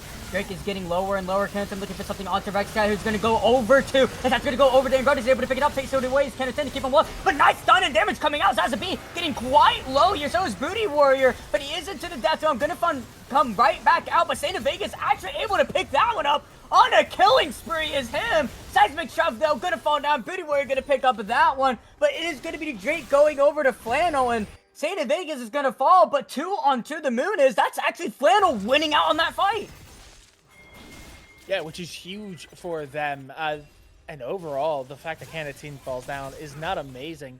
But notably, if you take a look at the gold is still pretty even. I mean, it's only about coming out. It's gonna be right on Booty Warrior. Gonna use Stand Behind Me as Can's gonna have to be careful. Peekaboo is still quite strong! Double kill going over to him. Can he make it 3? Corner break about to come back up in a couple seconds. There it is. Booty Warrior and Peekaboo doing so much, baiting the ranks of Flannel and turning the game state right back around in their favor. Yeah, huge for them. I was going to say, there was only about a 600 gold difference between the two, so Canatin was keeping that gold alive and keeping the team kind of in it. But now after those kills, the gold difference has skyrocketed a little bit. It's now about 1.5k gold lead in favor of TTM, which is still not huge for this portion of the game. So Flannel is still absolutely in it. But To The Moon lost a little bit of the control that they gained early, but are seemingly back into the driver's seat. Rifty is up and available. Did see it like it got started there, but was not finished. So that's going to be something to play for. Meanwhile, oh no, Saint of Aegis is getting collapsed in on here. Wow, what else is new? Big surprise. Yep, is gonna proc his ultimate there. I don't think he would already kind of struggle into the 1v1, I would say, especially because Tabby is up for Zazabi. Does have the dice. There it is. Let's see if he can make some type of voodoo magic here. As Kennington, Rex are gonna go for a little bit of a skirmish here, but Peekaboo worries here. There's the face shield though, but not enough time onto his E. As Saint of Vegas still on a merry-go-round here, slice and dice away, but Defoe gonna be throwing a bunch of rocks, and Godus looking for something though. He's gonna go right to Defoe. He might have gone too far. He has the electrocute cycle sharp gonna land, but it is not gonna have the rocks to keep him stunned up. And that's the flash stun gonna go right into Kennington. Can he get a trade kill? No, he cannot. But Defoe's gonna fall down. Peekaboo on a killing spree, but mid tower fell down. Melee Vane getting the solo goal, pushing down the wave. Atacon gonna be started up. TP coming out of Saint Vegas. Here comes Sunset Diner, and Rex guys all the way into this top side. And here comes Melee Vane as well with TP in 27 seconds for Can of 10. I think this is Atacon maybe going over to Flannel. There is presence here, though. They're going to be seen by Peekaboo. This is very scary. Peekaboo's scary. Let's see. It is no smite until Rex gets here, though. It is going to go over to the Echo. There's a corner break, try to keep him alive. Melee Vane was on the hunt to try to get his team out alive there, but there's the ultimate coming out. As Peekaboo maybe going to fall down, not quite. Saint of Vegas once again slicing away. Not going to quite. There it is. There's the Dominus. He has the ultimate. Sunset down, trying to keep him alive. Not should have quite. turned, dude. Melee Vane just throwing out a bunch of boomerangs. And I don't think it's going to be enough. Doesn't even have the second item, and that is a tanky Brahmin, a tanky Mordekaiser. He's sleeping with the fishes there. Zazabi able to pick up that one. Finally able to pick up another kill for himself. 3-3 to him. But it is Atacon going over to Flannel. Gold lead 1.8k over to The Moon. This is still anyone's game. Yeah, that is... Yeah, go ahead. Go ahead. No, you're the real guy here. I was just going to say that is going to crack open the game a little bit for TTM. Again, we are seeing just a lot of the back and forth. TTM have been consistently the one in control, though. Flannel are kind of always nipping at the heels, very close to taking the lead, getting the gold difference back. But it seems like every time Flannel are in a position to maybe get it, like they were so close to just securing the Atacon and getting away, but the damage just wasn't quite there, so they end up falling to Peekaboo and the gang as they jump in. They do secure that Atacon, which is huge for them. That's actually going to help them out quite a bit in terms of the extra AP and the extra XP. Done up here. There's the flash plate here, not going to be able to quite find it, though. Can of 10 tried to go for a Hail Mary there, and it just wasn't quite able to land. Sense stunned up, Piercing Light, Vexcat picking up that one. Flannel tried to find something off To The Moon, slacking a little bit there, but wasn't quite enough. Peekaboo 13-1 right now. 3.5, I would say about half items once it gets its reset off, and that's most likely going to be Soul Point going over To The Moon. Flannel still have an extra 5 minutes from that Soul, so it's not entirely a good situation. Here comes the Echo. Yep. He was looking for it. He definitely going to try to go for it, and that definitely would have bought a lot more time for Flannel, not able to quite get it. See if he can not go for another steal next time, or just win a team fight before that. Can of 10 really close to his IE pickup, though, and once that item, once he completes that item, it's going to be an absolute team fight monster for Flannel, and is going to be a really public enemy #1 for To The Moon, because you cannot allow this Yone to just get free reign in these team fights.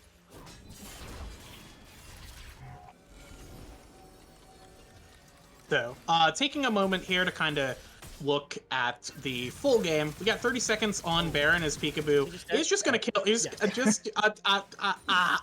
Hey guys, I don't know. I don't know if this is just my thought. I think this Lucian is a little scary. I I don't know what to say. Ow.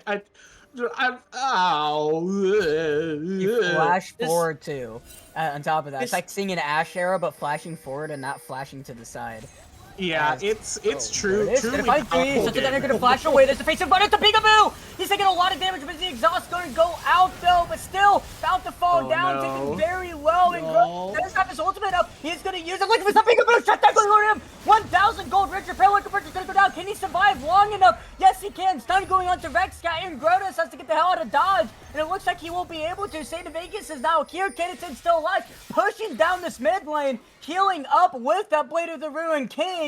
Disaster for To The Moon, giving 1,000 free gold over, but still not quite done. Kennington over the wall. Zazzy going to be forced to flash over, and Kennington going to try going for a 1v1, but just going to fall down way too low. Doesn't even have the third item yet.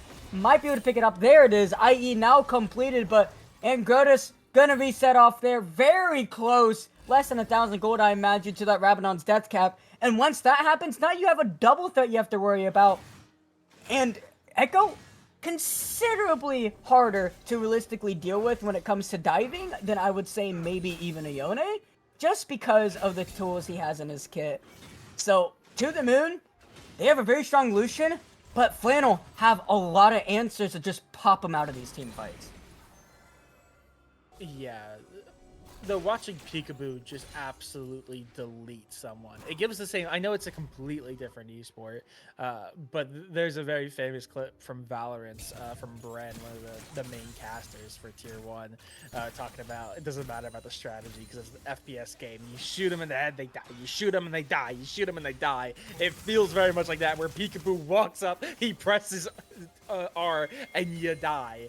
The amount of kill potential that this Lucian has, while they can get caught out and while they can get pushed away, if they do not find a way of dealing with the Peekaboo at the start of practically every single combat, it just becomes super scary, as someone could just get executed before they have any time to really have any say in any of these team fights. So Flannel still have routes to a victory here, but they have to deal with this monster wielding two guns. I will say, Santa Vegas about equalized on that CS, and he is about to hit that third item. Sunset Diner taking a lot of damage though. But still, maybe Santa Vegas, once he gets that third item, he is going to be a little bit of a problem, I will say, into these side lanes, as there's Ingrotus once again. Just going to use that Chrono Break to keep up alive. He isn't 16 quite yet, as Kennington looking for something on Zazabi, doing a lot of damage. Zazabi has to be careful. Oh my goodness, almost falls down. Face sealed might have been enough, but Kennington playing it safe, winning out onto the side lane. Now he knows he can fight into Zazabi without really any much issues here, and he still has shield bow that can be procced, and it could be. Flannel is kind of hovering around, TP coming out, and there it is. They're going to go for it. Lucian is not here right now. We'll get there in time. They don't do it quite fast enough yet. And Kennington, he isn't full HP. He didn't get a reset off before this happened. It is half HP. TP coming down here. Saint Vegas about to fall down. Does have the Dominus. Isn't going to proc it just yet. Is going to fall down here. And Coda's trying to look for something here, but I don't think he's going to be able to get this. The ult is going to be beat up. Yes, he can!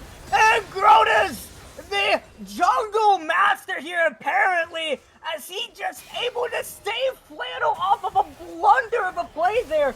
I'm pretty sure someone's going to go over to The Moon, but still Flannel get a little bit extra gold infusion there. And that was just such a, I would say, bad play for Flannel, but Ingrotus really saves them from it there.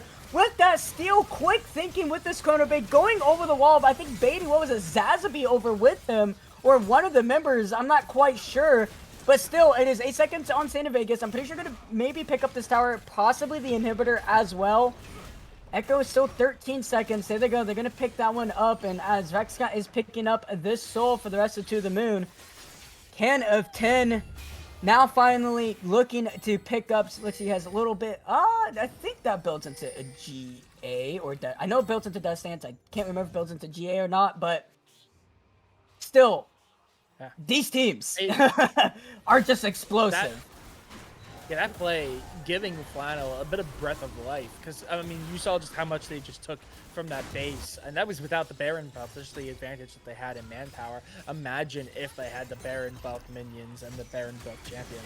That could have been a very scary push. I don't think it would have been game ending, but I think it would have been darn close, and they would have been able to siege out and probably stuck them in their base with no means of exit. So the fact that they limit the Baron, obviously Tin is also now wearing purple, which is huge for them. It is going to help them claw back in this next team fight. That's going to help them out quite a bit. But just stopping them from getting that siege potential is keeping a little bit of oxygen in their lungs, at least giving them enough hope to maybe be able to turn this next team fight, as they're still doing pretty good in those team fights. Like I said, they just have to find a way of dealing with the solution, because man, there's so much kill potential. And you can see his Peekaboo's just playing so far up, even though they're playing on the ADC. Yeah, Kennington into the side lane. The folk can't really win into the 1v1. Peekaboo really something with his Cole in there. And Groda's gonna be able to find a stun out. Flash coming out, Booty Warrior to try to peel him away. And Groda's gonna be able to get away with that chrono break. Melee Vein. With Saint in Vegas into the back line here. He's gonna look for something right onto Peekaboo. Is gonna be able to pick it up. Peekaboo looking at love the ricochets from the Sliver. Doing so much. Kennington is there. Gonna be able to find a target. Double goal going over to him with Atacon.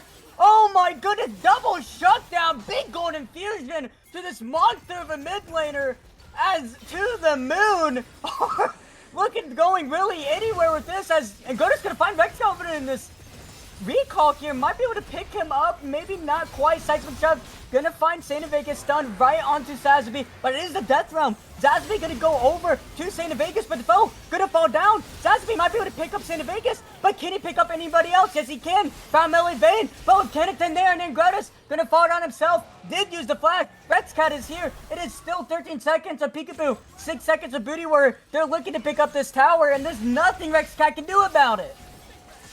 Yeah, no, they're going to do a little bit of damage there, and they probably shouldn't go for Inhibitor, but no, they are going to back away. Okay, good.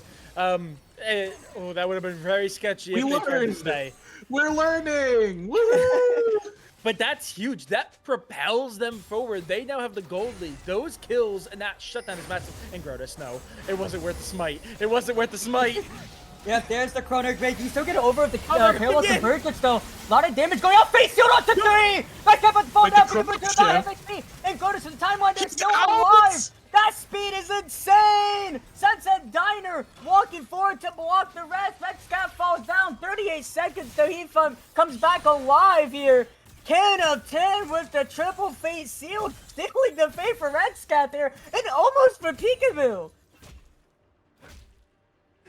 What do you say about this? How did we get here? This is kind of what I think TTM's comp's biggest weakness is they have so much power loaded into their champions in the early to mid game, but Flannel, if they just hold on long enough, Yone becomes a threat, Echo becomes a threat, and once Zillion can... As Grotus gonna fall down, not gonna be able to quite get that chrono break off, but Peekaboo taking to about half, Zazaby and Kennington into a 1v1 here. I'm pretty sure I know which one wins this one, but I might be wrong on that. As a lot of damage going out. He actually can't go back to his E because of the Death Realm. I actually did not know about that interaction. But Kennington still wins with an entire part of his kit being completely seared off with that Death Realm. And that is going to be demoralizing for Zazaby there, as that's going to be Kennington just walking down into this bot side. He has a Death Stance. He has a Negatron Cloak as well. So probably looking to pick up maybe a Jack Show, even a Wit's End here, as they were able to pick up Grotus, but there's nothing on the map for them to really take, so he might have fell down. A little bit of a blunder from him, but still, there's nothing for To the Moon to really do, and with Kennington to the side lane, they really can't pressure this top side. Yeah, this just constantly being in a position to do well is keeping them in this game. He's playing this so smart, playing on the side, getting the gold, keeping themselves in the fight. So even though they don't have as many kills as Peekaboo, is still just a massive threat because of Yone's mobility, specifically with that second Q. He could just get around the map so quickly as well. So even when he's on the sideline, he can come back and join a team fight rather quickly. So yeah, huge threat on the board. Yeah, and we're starting to see Elder as well. Go for it, Becky. Yeah, Baron's up, Elder in a minute. We're starting to see a lot of value out of the Zillion pick. Where it's getting late enough where we're starting to see those chrono shifts actually coming into play, especially and it works really well for champions like Echo and Yone, champions that want to dive deep and often throw their life away just to get 1 or 2 kills. You give them an extra life, that's an extra 1 or 2 kills they can pick up, as Peekaboo just gonna break the ankles of Saint of Aegis and Sunset Diner here before anything is even started. That's 20 seconds till Elder, and that's a horrendous time to force a reset here. And if Angrotus dies, it's real bad. Able to barely live out onto that one. Still 10 seconds. Saint Vegas does have TP. He isn't resetting though, so I think this is a bit of a bad decision from him. He should just reset and TP here. I mean, he has the ability to do so, but is deciding that maybe his very fact that he's out on the map right now is just too much that he doesn't want to give over to the Moon for pressure-wise. But mid lane Prio gonna go over to the Moon, as it's just gonna be them trying to get vision here. Diner has to be careful. Barely gonna get out of that one with the speed up there. And it is Canton still in this side lane, continuing to push. Saint of Vegas gonna be spotted, but he's just gonna slice right out of that one. But there's no one dealing with Canton right now. This is all 5 members of To The Moon, but they don't want to send anyone either because they're afraid of the rest of Flannel. But there they go. They're gonna send all members here. Canton gonna be forced to run away. We'll see how he plans on playing this, as the rest of Flannel is really far away. But look, To The Moon, that's 2 members going over, and that's one of their very strong members here. As Canton looking for something in Peekaboo, there's the Colin going over. Canton gonna have to be a little bit careful though. Trying to do his best, but doing a lot of damage. Won't be able to pick it up on Peekaboo, not quite, but it's still a lot of fight going on. He's gonna go over too, and pick it up by Brom! That's Elder Drake going over To The Moon. There's the ult coming up from Defoe. That's a Diner and Grotus have to get the hell out of dodge. There they go. Dashed over, Biddy Warrior gonna flash Q right into Saint of Vegas. Slice and dice out of there, but there's the death realm gonna be stunned up.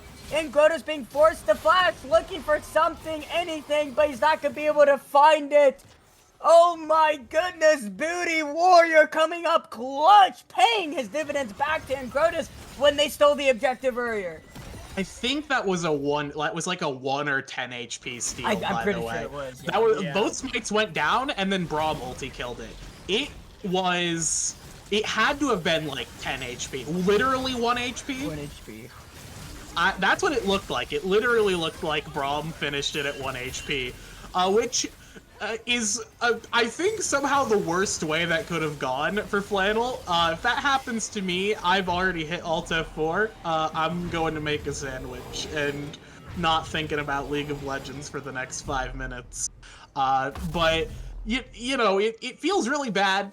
Especially because TTM now also just get the Baron for free. They already have these champions that are very commanding and can very easily utilize the Elder, which, I guess the very, very small silver lining for Flannel is they do have champions that have the ability to cheat death, at least a little bit. But that's only worth so much. And Peekaboo can also cheat death right now, which is horrible for Flannel, as this is now just means Peekaboo is functionally a melee champ. He can just walk up and down smash you without any fear because nobody can contest him. There's no front line, there's nothing for Yep, Flannel has to do something here. It's going to Flash going to go right onto Canton, but he is going to go right onto Zazaby. It's going to be a death realm onto him. Got damage coming out. Defoe taking quite low. So is Peekaboo, about half HP. Though Zazaby about to fall down himself. There's the Fate Shield. There's the ults coming out into Canton. It's going to go off. Double going to go over to Peekaboo. Canton, can you do anything? It's not going to be enough. And Grotus is here though. There, he's going to be able to pick it up off onto the GA there, but he wasn't able to quite get the chrono break off. Call him Jensen. A blunder of a possible series there, as Melee Vayne trying his best, able to spell shield out that piercing light, but it's not gonna matter. To the Moon equalize the series 1-1. Okay, I mean, couldn't have been much closer there. Obviously, 6K gold lead difference at the very end, but coming out of that Elder fight, it was still less than 1,000 gold. That was still so back and forth. If Flannel secured that Drake, if Canatin finds Peekaboo on that side lane, we might be telling a completely different story. It came down to the wire. Once that final team fight comes through, it was kind of a snowball effect. There was no stopping. But up until then, that was the point in the road where it splits into two possibilities. Either a 2-0 for Flannel or 1-1 for TTM. TTM find the kills they need. They get that 1 HP steal away. And after that, close the book, write your name on it, sign sealed, go on to the trilogy. We're going to game number 3. You can't ask for much of a better series. Insane back and forths. Both teams desperately want it, and TTM are not willing to throw away their playoff spot yet. 65,000 damage. That's how much Peekaboo did on Lucian that game. Yeah, he was terrifying. Horrifying. Can of 10, in comparison, did 48k. So, way above. It wasn't even close. I will say though, Santa Vegas did a lot better on the Renekton than I thought he was going to, especially in some of those team fights. He did outdamage Melee Vayne, so I'll give him a golf clap for that one. I will. I know I always call back to, and I'm harping on it, but I'm almost positive that if they had something a little bit more consistent in that top lane, Flannel would have had a so much easier time in this game. I mean, probably, honestly. But yeah, it's been extremely close. Becky, you got anything, any thoughts? What does Flannel need to do in game number 3? What do they need? The Flannel Whisperer, tell us your thoughts. Flannel needs to play normal. Just, stop. Do they do that? Cooking. I didn't know that was in their repertoire. I won't. Yeah, I didn't know that was in their playbook at all. This is my message specifically to you, Quintic. Stop cooking. I'm sorry. I know you're capable of so much. This is not the series for it. We do not have the sauce. We are trying to cook noodles. We are serving noodles with nothing right now. The noodles are no longer, they are not just al dente, they are sludge. They have been cooked so much. You poke it and it collapses. We need something with some structural integrity here. We need something that's real. Zilean is not real. I'm sorry. I didn't believe in it. It lost so horribly in the lane. Granted, it's not just Zilean's fault. This wasn't just a draft thing. It was Peekaboo and Braum playing absolutely out of their mind. But I feel like there's got to be something else we can do. If we go a little bit more standard, maybe Flannel will have a better chance. Or we just get weird with it. We just go even worse. We play Kled. Kled was up this Double game. down. We could have played it. Oh, okay.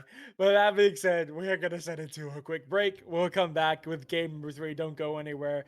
I'm sure there's more chaos ahead. See you in a minute.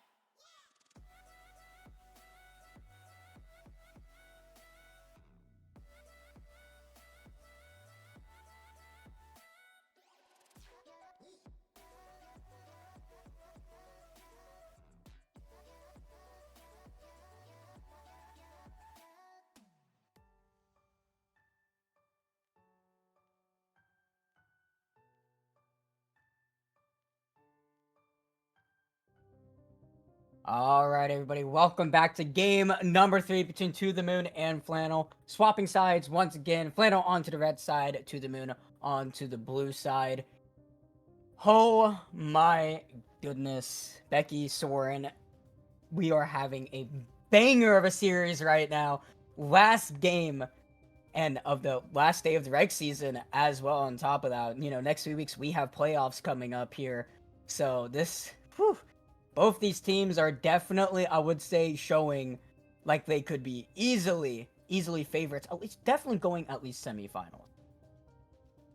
I mean, yeah, just absolutely duking it out. And crazy enough, just as a reminder, this is still a game where, like, TTM, if they lose this, there is the possibility that they get knocked out of playoffs. I think Flannel are safe because they've had some really good head-to-head matchups. But right now, like, genuinely, it is coming down to the head-to-heads. Like, it might come down to not just the series head-to-head, but the map count head-to-head. That is how tight this bottom half of the table is. It is just an all-out brawl to see who's going to lock in their spots, and it's coming down to the wire. First wave of bans come through. Flannel are going to be on that red side. Notably, no changes in bans here for To The Moon. We do see yet another change. Obviously, Corky was banned away, which was the new ban in game number 2. This time, the Vel'Koz is also going to get banned away. So that is something to keep eyes out for. TTM, obviously, on the blue side. I would not be surprised if we saw a B1 ADC pickup. Obviously, there's no Jinx, but there's still strong champions like Misfortune. Then I read their mind. Right just on the like dot. that. I was gonna say if Jinx is not there, Misfortune is the best option. Is one of those ADCs that you can kind of run anything with. They just does well into most team compositions. And is really strong. And after a game like that with Peekaboo, you want to keep that momentum going. So get him the best value option available. Get him a support that pairs well with the Misfortune, and just let it fly. They are going to take the Nautilus. I think is one of the better combinations with Misfortune. Again, she works with a lot of different supports, so it's not the end of the world, but definitely Nautilus is a value pick. Senna is in the play here. I don't think Yunar is available to be picked, so yeah, just a little bit of a tease. Xayah, I think, would make more sense. Xayah Nautilus is a really strong combo. Not very meta right now, but that combination is notoriously very strong. Yeah, and the biggest thing here right now, Nautilus, like, just so many. First of all, a guaranteed CC on a champion like MF that requires so much with her ultimate to be like actually useful in team fights. Can be easily canceled out by the Nautilus depth charge, and you have the Dredge line as well. You just have a lot of CC and ways to kind of screw over MF, and the fact that MF no gap closing ability, it makes Nautilus that much more annoying to deal with. And then Xayah, just one of the most blindable ADCs, no matter what the composition is. And with the Feather Call, you have an easy way to get out of that bullet time. You have easy setup with Nautilus to set up those feathers for a astronomical amount of damage. And it's, and again, since she's so blindable, she's even good into something like Zac, is very easily able to just like get out of these engages that they kind of want to go for. Swain, though, looked like it to be picked up. There it is for To The Moon. Could be support. It's a decent, I would say, just support in general into a lane like this. Could also go mid, but Trundle gonna be picked up by, I'm guessing it is going to be Stu into the jungle, piloting that.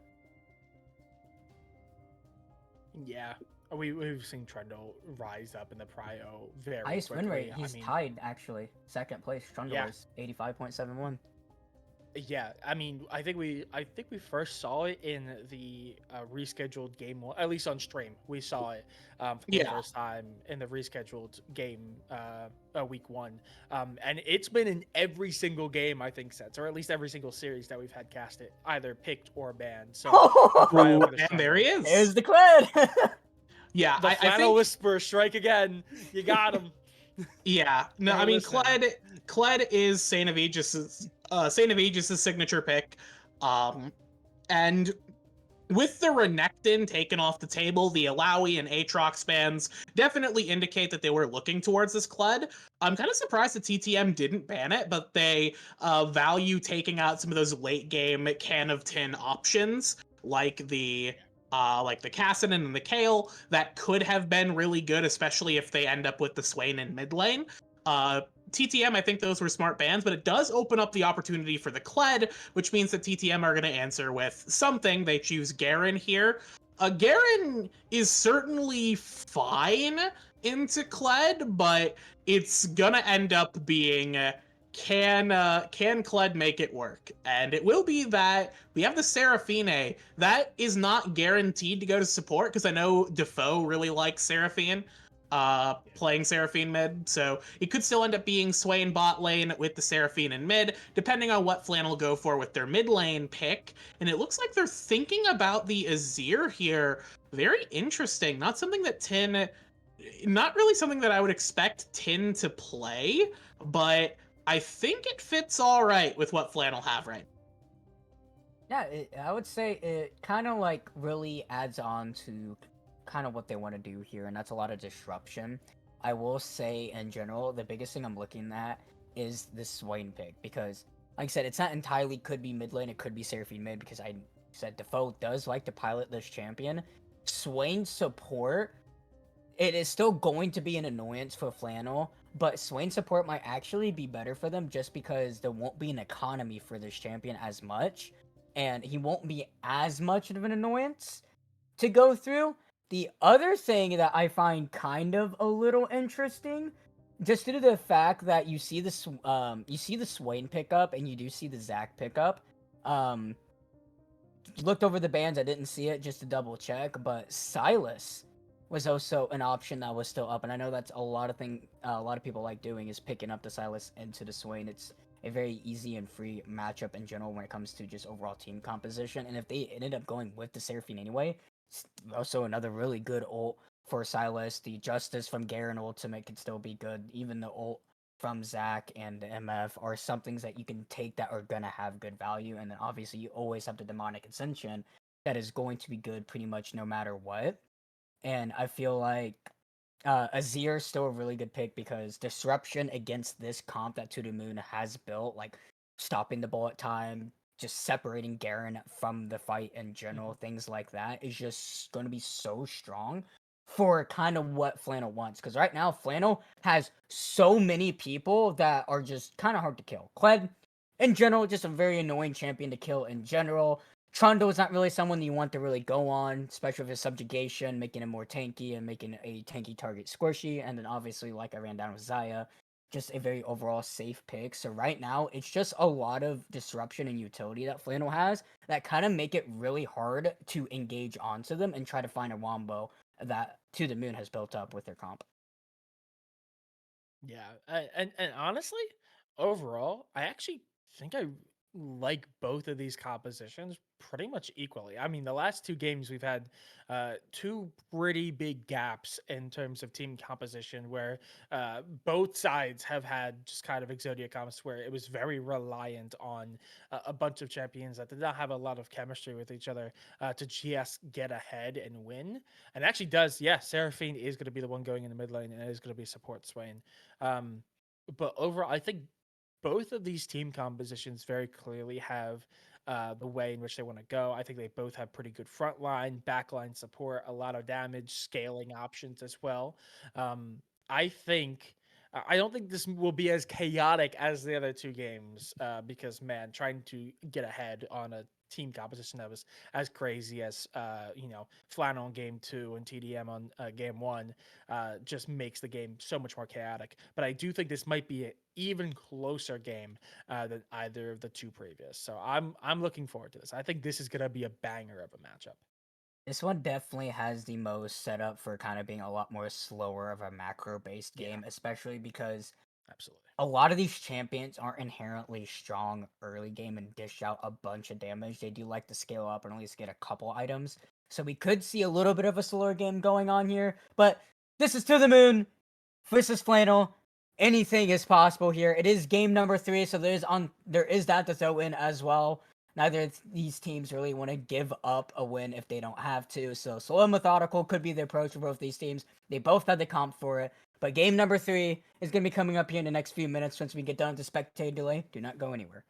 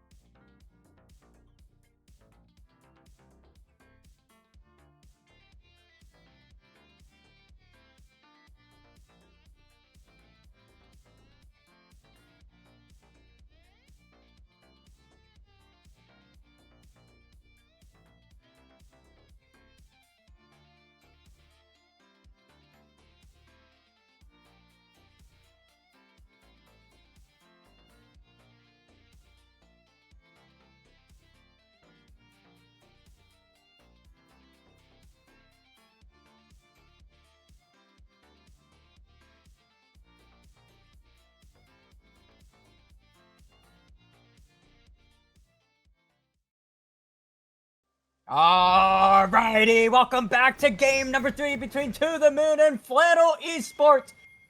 This right here, To The Moon, blue side, Flannel onto the red side, same as game number 1, Flannel looking like to make this a continued 100% run rate onto the red side. To The Moon looking to push their tickets into playoffs here, trying to guarantee it as much as possible, as once again, going for a little bit of a cheeky invade. Well, I expect them to not invade because they're not the ones to not, but it's going to be Flannel invading, but it's going to be the opposite sides of the map, so nothing's going to quite happen here. This is my favorite exchange, is where both teams decide to go as a 5-man stack, and like, we're gonna find the other team, we're gonna kill them, and then they're both just sitting in the other jungle like, where, hello? Is anyone home? Hello? This is And this is actually very beneficial for Flannel, because since both teams decided to do it, TTM actually decided to be a little bit more passive with theirs, put their wards down in their own jungle and play deep into their own, expecting an invade on the bot side like they'd done last game. But instead, Flannel pushed up into the blue side, down on top side, or the blue on top side, and get a very deep ward. So that's going to give away Zach's starting position, so they're going to know to expect an early gank down on bot lane. Meanwhile, To The Moon have no information on this Trundle, so it's a small bonus, but Flannel are going to start with a little bit of advantage in terms of information. Yeah, Melee Vein sends it down, being afraid of kind of what's going on into this bush. It is going to be another more landing right onto Sunset Diner, but still, Dredge Line right into Peekaboo, and he's got to be a little bit careful. Nice bouncing off that Q there is going to trade over quite healthy here, as once again, a little bit of a net Woodle fight here. Double Nevermore going to land on 2 members. Bootyware stacking up good with his passive there. As it looks like Purple Zazaby going to go in looking for something here. He doesn't have the Ignite, and it is going to be Santa Vegas mounting up.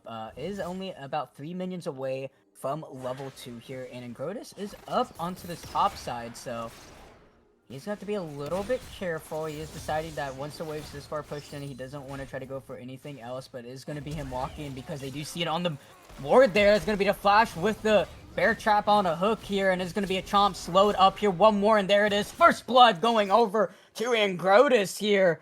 A little bit of just extra consistency booster for this top side of the map, as Santa Vegas, I would say, count as lucky stars that Purple Zazaby decided to not bring Ignite into this matchup.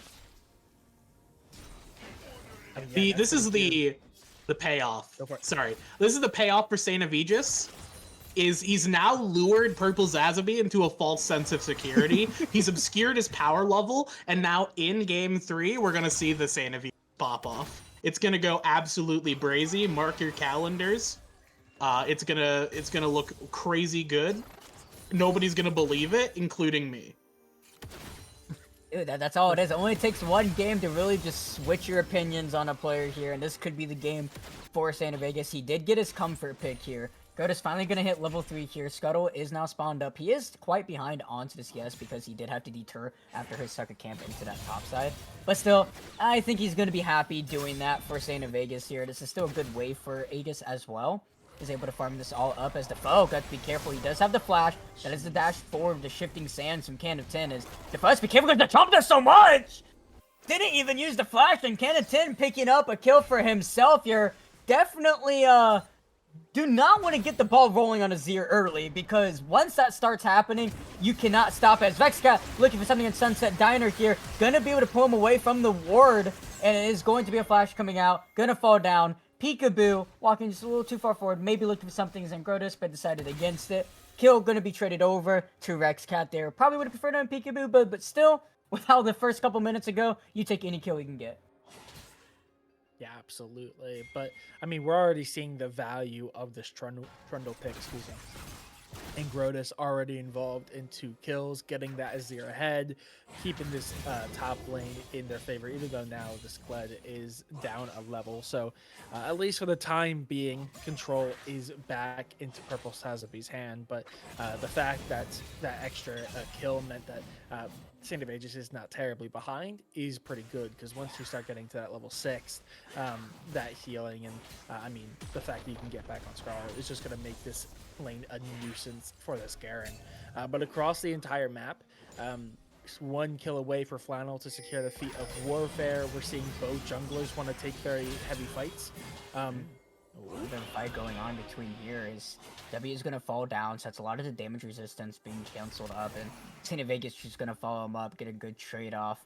They're Sensitiner and Gotus not realizing they're just sitting on a ward here, so you hate to see it happen, especially in spectating. But still, it is going to be Rexcat looking for something here. He does have the link shot ready. St. Vegas, though, is really close to remounting, so he is going to be able to pick that one up. There's the slingshot going to land up there. This purple Zazabi, though, without flash, is quite far. There's the pillar right onto Booty Warrior, though. One more auto with the stun. That could be able to quite fine. And great with the flash. But Peekaboo flashed really forward, too. He's going to have to be careful. And he's looking for something with Gotus. He's being baited over by the tantalizing meat of the Troll King. And then Grotus, true to his name, trolling the living hell out of Peekaboo there. But the Nevermore going to land. Flash coming out of melee evade. The foe is here. The Encore is there. Flash Q. There's the Encore. Singing a symphony that could do quite fine in Grotus, though. Slow up on Sunset Diner. I'm pretty sure he should be fine. Nevermore is there. I don't think they're going to have enough damage, though. But Grotus trolling Peekaboo so much there. Positioning of a god. How does he get away with that? How does he get away with that? Again. The mind control. He mind controlled Peekaboo into just like throwing his life away for no reason. It's powerful. It's so good.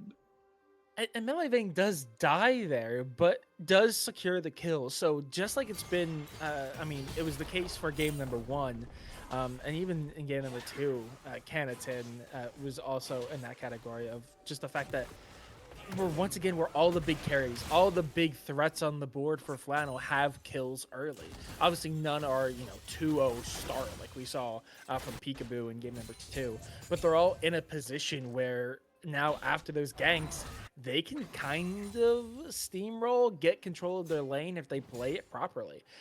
So this is a really good position for Flannel to be in, and the fact that Ingredients just continuously is able to put their lanes in a good spot is just helping Flannel so much here. They do have a gold lead. It's a little bit under 1,000, which is not crazy, but at this point in the game, it is a little indicative. And Grotus, yet again, is sitting there. Right into the push with the soldiers.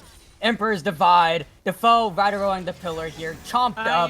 Let that Seraphine taste nice and tantalizing as Zazabi and Santa Vegas. Wet Noodle fight once again here. There's going to be the ult traded over, but Zazabi with the execute. Not quite enough damage though. This fight coming out. Santa Vegas solo bolo. That's his champion. You're in his domain now. Picking up a solo kill into the top lane. Yeah, everyone's online. Now 2 kills for the Trundle, a kill, no deaths for both the Kled and the Azir. Zaya also with a kill in their back pocket. That's 2 turret plates that are secured by the Kled. Already has Tiamat, so has the own advantage. From Rexcat. Peekaboo is here. Rexcat though is quite low, but there's the bullet time. There's the Encore, and the foe not in a spot he particularly wants to be in. I don't think he's going to troll his way out of this one, and Peekaboo going to be donated the gold on that one in the kill. A little bit of payback from earlier. Shutdown as well. I think there was probably a 150 gold or 100 gold, so not too much, but still Peekaboo will take all that he can get. While resets coming down for Flannel's bot side as they shoved in that tower. Into the tower as Drake gonna be started up. I think To The Moon gonna be able to pick up this one, and it is a nice, tasty Ocean, I was gonna say, so Ocean Drake early enough into this game where it's actually gonna make a big difference.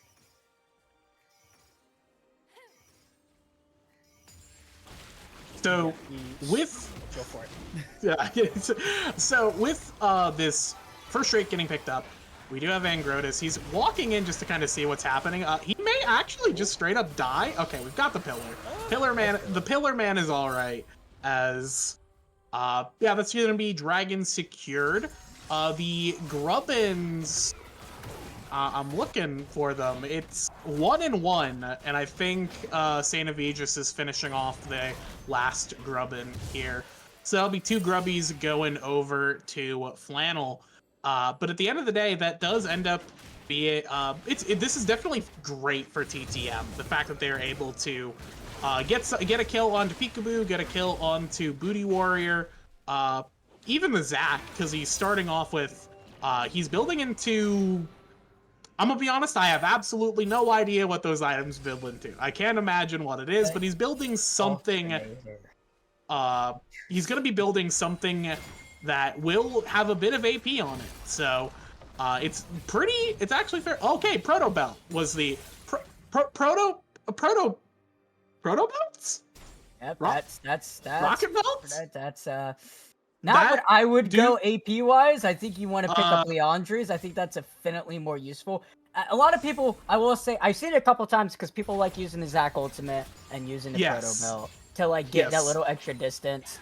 But I think Leandre's is gonna give you way more out of what you want. But hold that thought, is Cannon looking for something like Peekaboo and Booty Warrior. It's gonna be slowed up by that Vision of Empire, but there's another more. There's the Ice Pillar. There's the Chomp Up, and Peekaboo taking a lot of damage. Emperor's Divide right into Melee Vein, and that's just going to absolutely just ruin the day of Booty Warrior there. There's the E coming up, and Goda's taking some damage, but going to live up. Sunset Diner gonna walk forward. There's the Encore, though, forced to flash away, and Goda's probably would have fell down there, but Dredgeline gonna land right onto the foe, and there's the root up, though. About to lose his movement speed from his W. There it is, Dredgeline in a few more seconds here as Santa Vegas spotted out Rexcat. He is going to have to be careful, though. This is a 1v2. Nice ultimate to counter out the slingshot, and he's just trying to get as much possible, trying to deny as much as he can from Rexcat, taking those camps over, and is going to be slingshot. There's not much Zazabi and Rexcat can really do,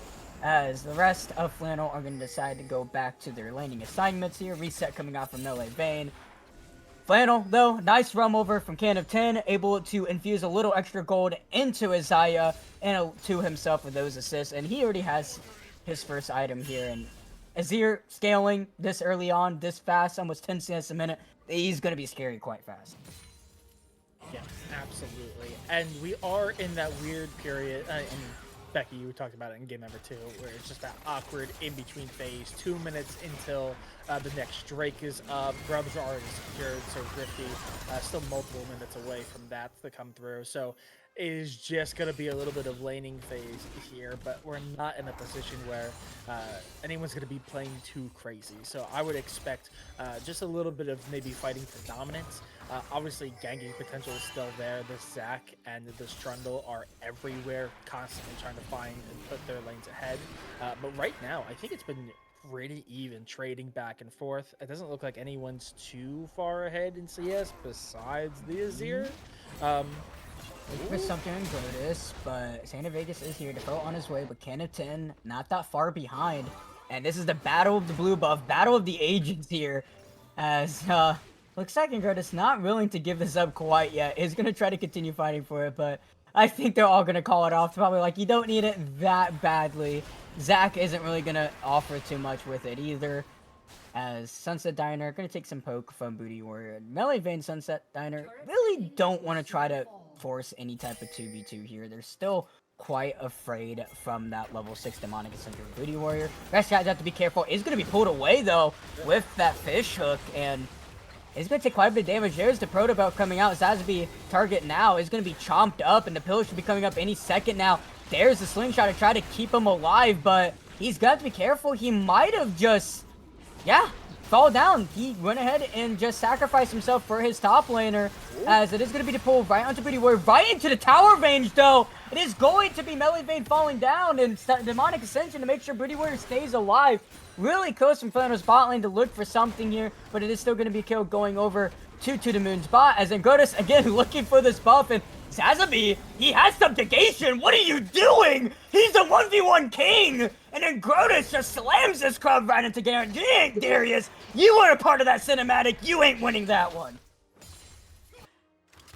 I think Purple Zazabi's brain is fried. I think like he got far too, like, his brain accelerated too much in the past 2 games because he was playing really well, and now he thinks he's a different champion. He thinks that he actually is like useful in this game, but he's not. He's really not gonna be doing anything this game aside from split pushing. So This is Angrotus's world, and we're all just living in it right now. The Troll King has taken control of this game, at least for the time being. I've seen Flannel throw these kinds of situations, though. In fact, I see it very often. So it's not like Flannel have secured themselves a perfect position. They are still going to have to execute very well here, especially considering Melee Vayne. It could be in a much better position. Charge coming out there with Santa Vegas, finding out Booty Warrior going to be pulled right in. There's the bullet time, though, going to shred over Sunset Diner, but Ingrotus doing a lot of damage. Santa Vegas has to be careful, forced to flash out. Emperor's Divide to keep the rest of Tudamun away, but that's a lot of damage. Defoe doesn't have the Encore anymore, going to be forced to flash away, and it's just going to be a 1-for-1, a trade for supports, but it is going to be the objective going over to the moon. And Grotus, not done. There goes for the pillar, and he might have gone a little too far, but Cannon still looking for something, though. Going to be able to find Redscat, and it's still a 2-for-2, a trade jungle for jungle. I mean, you have to give Can of Tin credit there. It could have been so much worse, but the Emperor's Divide just saves them in that big team fight, pushes everyone away, does enough damage. Purple Sazabi going in. I don't think he's going to do much there, just wet noodle fight. And then after some over-aggression from Angrotus, is able to capitalize and kill Rexcat on the way out. So gets the 2 kills that they really need to keep them alive, which after a very sketchy fight, to say the least. There are turrets starting to drop. The tier 1 on blue side on top and the tier 1 on red side on bottom are gone. Make that both tier 1s on the bot are gone. Second one on top is weak. The mid is pretty healthy for both sides. So control being lost on these side lanes is going to be a big factor, especially as we are starting to get to those bigger team fighting sections. As we just saw, we are starting to get to the point where those 4v4s and 4v5s and 5v5s are going to become more and more common. So the ability to maneuver around the map a little bit more freely is going to be very helpful for both sides here, especially for these junglers, Rexcat and Grotus. I know I keep saying it, but their ability to maneuver around the map and get into positions where they can get their team ahead, taking ganks pretty aggressively and frequently. The lack of turrets is just going to make that even more viable, so I'm expecting this to continue to be a bit of a brawl. Otacon also, by the way, is on the bottom side, so we did see that spawn up. I don't think it's up yet to be taken, but expect that fight on the bot side. So, you know, after a big Drake fight, I would not be surprised to see an Otacon take soon after if it's one-sided. And the biggest thing to look at for this game in comparison to the first 2 ones, right, obviously, like, Cannon was always winning out into the side lane as Sazabi. Target here is going to be pillared the wrong way of what Ingrotus wanted it, but it's just going to chomp him up. It's just a little extra damage. But the biggest thing is that they always had at least some type of side lane threat with Sazabi. But this is the first game where Flannel has both of the side lanes on lockdown here. And it's not like Melee Vayne is really that all far behind either, as Defoe just going to be eaten up, chomped up, and subjugate to keep Angrotus alive. Forced to flash out. Demonic Ascension, though, doing a lot. Santa Vegas gonna have to be careful. Is gonna have to try to get out of this one. Is he gonna be able to get back onto his mount? One more auto. Can he get it? Yes, he can. Dodging right out of that one, but they're gonna go for the tower instead. Demonic Ascension, though, still going on quite strong. And there's Cannon looking for something. The Emperor's Divide. Dividing the ranks of To The Moon. Triple kill to Cannon. Can he make it 4? Yes, he can. Quadra kill going over to the rookie of the split. Not technically by our standards, but still. Flannel Esports coming out swinging here. I mean, you said it. Don't let the Azir get ahead. Don't let it snowball, and they did just that. Cannon was a bit of a savior in that last team fight that was a little sketchy, but this time they just clean up shop. The Azir is firmly online, 6-0-4, has the item advantage. It looks like they're going for Rabadon's next, so the damage is not going to be slowing down any time here soon. This is very scary for To The Moon. If they cannot deal with Cannon, I mean, we saw the damage they could do on Yone, and this champion scales even harder. Azir is super hard to deal with later on, so they need to find a way of getting a shutdown here, particularly on one of their big hyper carries. This MF needs to get a little bit more ahead rather than the 3-3 and 4 that they're setting on. Slingshot looking for something and good. He has Deadman's. The flash straightforward from Rexcat. I don't know what he was looking for with that one. That's a flashless jungler. Protobelt also used, so he's not going to have it for this fight. And Grota's still looking interested for this play. TP coming out as well. Sentinel are going to go in. Cannon on his way, but bullet time Encore! Shredded through the ranks of Flannel. Cannon though, Emperor's Divide to buy him space. Sazabi eating up so much from the Sand Soldiers. And Booty Warrior and Defoe have to be careful. They have to walk out as Drake still battering onto Rexcat as Santa Vegas just going to be shoving down this bot wave. And with Ingrotus and Cannon walking mid, they have to split up the resources. They have to split to answer these members. Defoe walking maybe a little too far forward. There's the make it rain, but is it going to be enough? Santa Vegas 1v2 support jungle. I think he just wins this. I may be wrong. We'll have to see. With the Demonic Ascension, it might be enough with the slingshot. But still, Rexcat gonna rocket belt away. Santa Vegas just tanking the drain here. But is he gonna walk away, get number one back in? But here comes the Grotus. Here comes the Troll King. King of the jungle, but maybe not as much as Rexcat. The slingshot with the Q, with the no more auto. There he is, back on Scar, and Grotus going to get hit by the Demonic Ascension. Gonna be slowed up as Santa Vegas about to fall down too. A double play for To The Moon, and Flannel's charm still is here. Is this what charm is? I don't know if that's the word I would use personally. But I would also like to say, I said I won't feel comfortable about Flannel winning this game until they completely throw away any advantage they have at around 18 minutes. I was 3 minutes too early on that prediction. But the Captain can still look to try and contest this. Yeah, he does a lot of damage. Oh my god. There's the depth charge right into Peekaboo. He is going to fall down with the Barrier, the Ignite. He should fall, but Rexcat going to go right in onto the Xayah. Sunset Diner able to pick up that one, and Grotus is on his way. It is Rexcat still with Smite. It is about 5k HP, and Grotus with Smite as well. He has to try to get there. He has to try to buy as much time as Sunset Diner. Is he going to be able to get there in time? He is almost there. He finally time. He's going to get it. Yes, he can! Oh my goodness, call him the king, because that is truly what he is. And Grotus is beating down the hatches of To The Moon. Santa Vegas here as well, pulling Sazabi into the depths of hell. And Defoe, where are you going? With the pillar coming up in a few seconds, he should fall down. There's the W, but there's the pillar. He's going to decide against it, but that's only a constellation prize after Flannel take away the Atacon. Did he just slowly walk up and down smash that Atacon? There's no way you lose that! Fantastic. He just said thank you for the leash. Though. Thank you for the leash. That's my Atacon. That great stuff, gotta say. Go ahead. I mean, that's huge from what could have been a fight that puts TTM in a position to very clearly equalize, but instead they use it as the opportunity. They stalled just long enough and Flannel catapult. They're now about 6k gold ahead. The Atacon buff obviously is in their favor. They picked up already one Drake, so you would assume they would start fighting for some Drake stacking upcoming. Obviously still ahead on kills. Canatin is still a monster, did die in that fight, but is still sitting 8-1-5. Rabadon's is done, is already going on to the next item. Still 6 Dark Seal stack. Oh, there we go, Shadow Flame bought out. So that's 3 item spike plus Boots plus Dark Seal.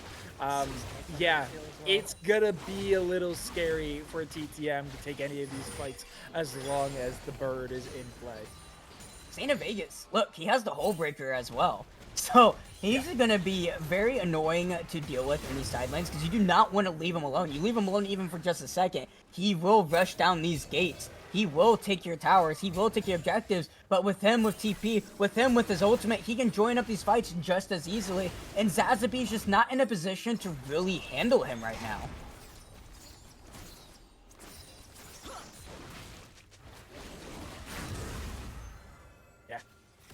That being said, we do see a little bit of a stall out. The next Drake is up in less than a minute, though, so I'm not surprised to see resets coming through from To The Moon. Not a lot of vision being secured by Flannel towards this Drake. Instead, we're seeing some towards the Baron. It makes me think that they're maybe worried about TTM, knowing that they're 2-1 up in terms of Drakes, and will just decide to handshake this one over and take the Baron instead. I think Flannel are in a position where they don't want that to happen. At this point in the game, they want to take both. Rex got found out. Slingshot is on a low cooldown by this point. He does have it maxed, but subjugation as yeah, I don't think you want to go back onto him as he steals the resistance away. As Santa Vegas is kind of, yeah, just kind of just dancing on it. There's the encore, but he's just gonna go right back over. Santa Vegas though, maybe feeling a little too proud. He's gonna have to be careful. He doesn't want to throw away too much, but still able to take the foe to below half HP. So yeah, he is still quite strong himself. And yeah, that is going to be the Drake start it. I mean, there's not as much damage as you would think. TP is coming out, though. That's coming out, gonna go for it, and the X-Cat finally able to take away an objective, but he's all by his lonesome. He's gonna fall down, but into the top side, can't attempt the Emperor's Divide, able to keep himself safe. Depth charge running to Peekaboo, flashed in front of Booty Warrior, making sure he got knocked up as well, and Peekaboo, though, doing so much, getting a shutdown. Is he able to do it? Yes, he can. Millie Vane, next target, quadra kill to Peekaboo. What a turnaround! That is not what I was expecting at all! As To The Moon upset Flannel there, what just happened? I mean, I said we definitely need to see more coming out of Peekaboo. We need more on this Misfortune. A 3, 3, and 4 wasn't going to do it. I think they heard me. A 4K is definitely going to help put them back into a position. Plus that Drake steal puts them at soul point. They're still behind on gold and they're behind on items. But just a little bit of outplaying is massive for them. I'm struggling to find the words to really process what's happening. We got a TP coming in from Can of Tin. Encore goes wide, so they are going to save the tower, which is good. The Baron is up. I think that the big thing here is that Flannel really do need to find a way to actually get onto Peekaboo, stick onto Peekaboo, and make that matter. Shot here. Rex has to be careful. Is immediately going to be taken down. Depth charge. And Peekaboo, he has no flash. He's just dead. In melee range. There's Rex got down as well. And Grotus just mad cow disease just running down Booty Warrior and Defoe. Is just going to try to chomp them up, slow them down for Sunset Diner to find something. But that ward playing really good bodyguard, protect the president indeed. Sasby almost here, but there it is. Dredgeon gonna land, tower coming up, as Engroda's gonna fall down. There it is. Booty Warrior picking up that one. As the foe gonna be the next target, has to be careful, but Justice coming out from Sazabi, shut down to him. Why, man? Hey, come on, man. It's like watching Angrotus do negative damage to Booty Warrior there. I feel like when you're hitting the Swain 18 times and his HP goes down 200, you just walk away. You're just like, yep, I'm not killing this guy, and you go do something else with your life. There was so much that we could have done. We had so much hope. We had so much life in us. That was a great pick onto Peekaboo. They were able to sort of exploit a little over-aggressive positioning from the Misfortune, and then in classic Flannel fashion, they just walk forward with their brain firmly off. The off switch has been turned, and get absolutely punished for it. It's baffling, but at this point, I think Can of Tin is their big win condition. They really need to play more around this Azir. They need to start funneling through the Azir. I think it's good to keep Saint Avegis on a side lane, force somebody to contest him, because I think it is still pretty difficult for even the Garen to contest the Kled with the situation he's in right now. And I also think Saint Avegis probably just needs to stop taking stupid situations, but he is gonna not. It seems like what he's doing right now is going to be taken off from that. The Justice is going to be coming up any second now. One more auto is going to go right back onto Skarl, but I don't think it's going to be enough. Just going to fall right back down. But yeah, they're just going to rush Baron here. And with Peekaboo without TP, just Azabi and Defoe to have it, but Defoe has to reset. Nintendo, he isn't hitting it quite yet, but as soon as he starts hitting it, you see it starts getting shredded up. But they're going to go off of it here. The slingshot is going to land, not going to land on anyone, because the rest of Flannel are going to have to be careful here. There's the bullet time shredding over to the moon. Melee Vayne trying his best, and Grotus has to get the hell out of here. Melee Vayne, if you can get one more E off, it might do a lot, but it's not going to be quite there. As Flannel, I feel like 10 of 10 should have been hitting that Baron so much sooner. If you listen closely, you can hear the exact moment that pain entered Becky in his heart. Ah, jeez, oh man, that was so free. We had both of our DPS. We have Azir, who takes these objectives super quickly. We have Trundle. We have Trundle, man. We can just beat this Baron to death. Like, yeah, they have Rexcat, but we decided to turn on to Booty Warrior, who we once again cannot kill, because as it turns out, just Tab Eyes is good enough here. And we're seeing kind of we get this one. And Grotus and Rexacat is going to be caught between a rock and a hard place. Man. But it seems like that is going to be Grotus instead, but dash away with the shifting sands. It's 10 of 10. What are you doing? Why? In a way that makes really no sense there, as he's going to fall down. What do you even call it at this point?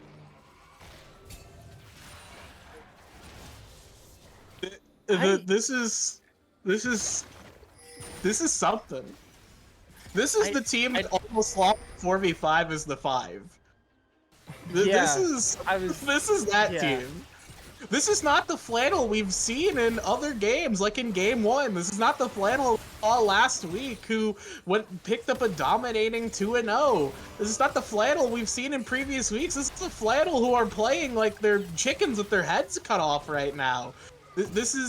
They're finding situations to lose. They're finding the narrow path to take the losing situation, and it feels so bad. I can't imagine how to mentally sort of play out of this, other than we gotta stop just taking every stupid fight we see.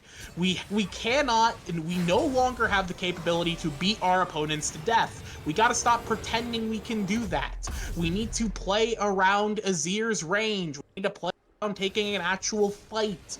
If we can go for a pick, we can do it, but our pick tools are very reliant on Sunset Diner, hitting literally anything.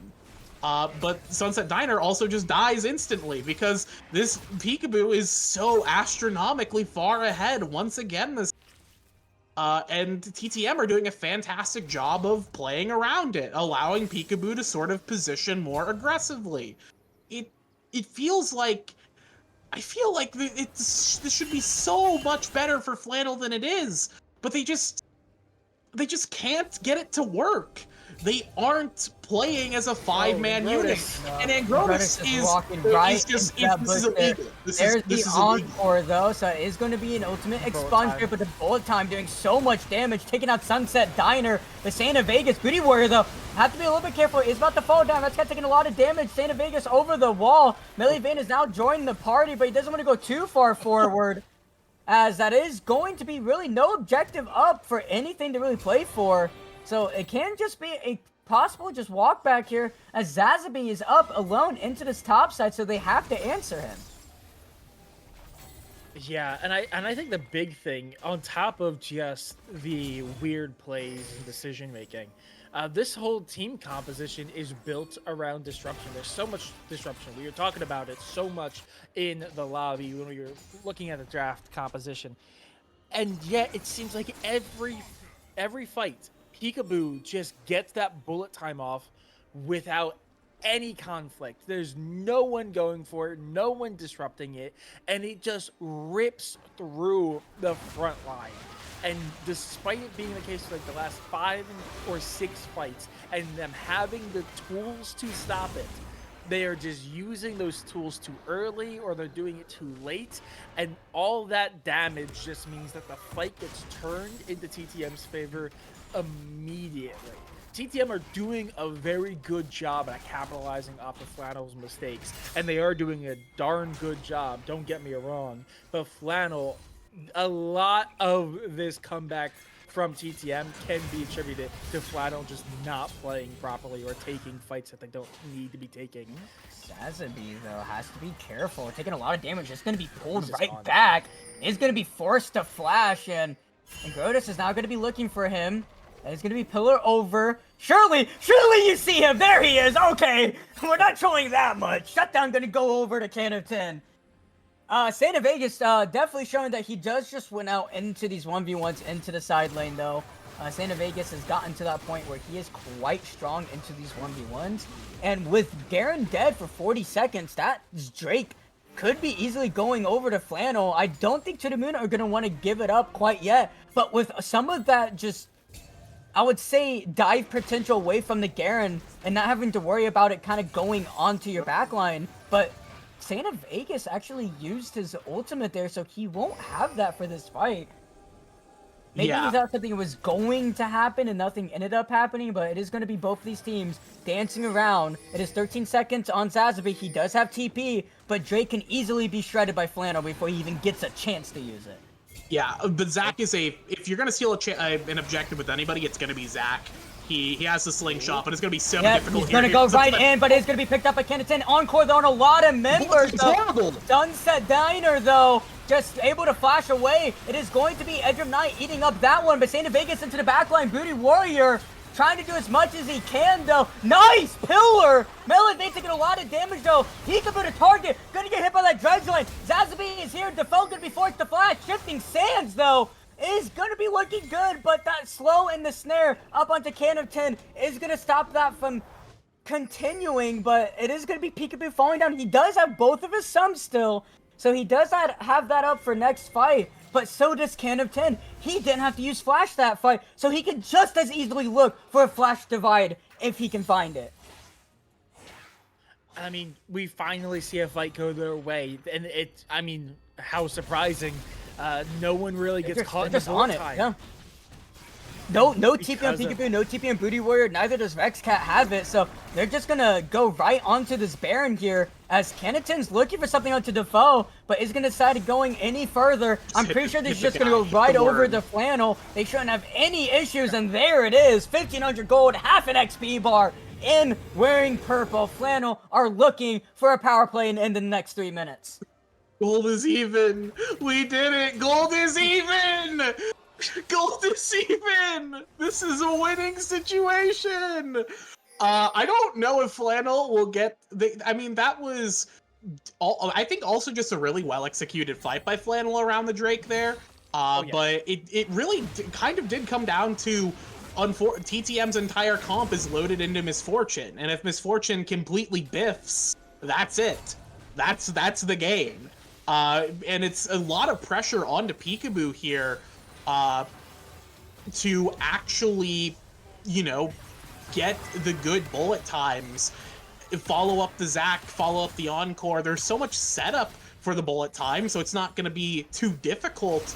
But if Peekaboo fumbles one play in the next 5 minutes, that's the end of the game. And you gotta think about that. Rexcat taking quite a bit of damage, almost about a third of his HP bar. But Kennington and Santa Vegas into this boss side, though. They're looking to pick it up, and there goes Tower. Inhib Tower number 1 there, as Inhib Tower number 2 at about half HP. And Grotus just being this big, beefy frontline for his Zaya here, taking up so much punishment from TTM, and that's the Encore being used up, not finding any value. TP coming out from Santa Vegas. He's full build here. So is Can of 10. He has the Zonias ready to go. And with the Flash, he can look for something quite aggressive and able to live out on it. Absolutely. Nice pillar! Going right at the Booty Warrior, though. He's going to be the target. Santa Vegas onto the foe. There's the bullet combo, ripping right into Flannel's backline. and it is up to Millivane. Can he do as much damage as he can? And I don't think it's going to be the case. There's the feather call back, but it is going to be both Saint and Vegas Cannon being forced to reset here. Nice bullet time from Peekaboo. It just rips through him.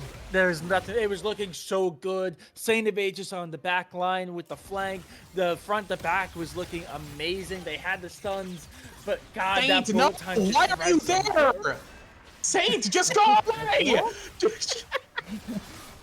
It was Cannon right up onto the Nevermore. He's gonna flash where's the fight? He doesn't have enough time for the Zonias. He's gonna fall down. 10 seconds. Sunset Diner to the moon are looking to end the game now. There's no follow-up. There was no follow-up there. So everyone goes very low, but there's no one to secure the kills.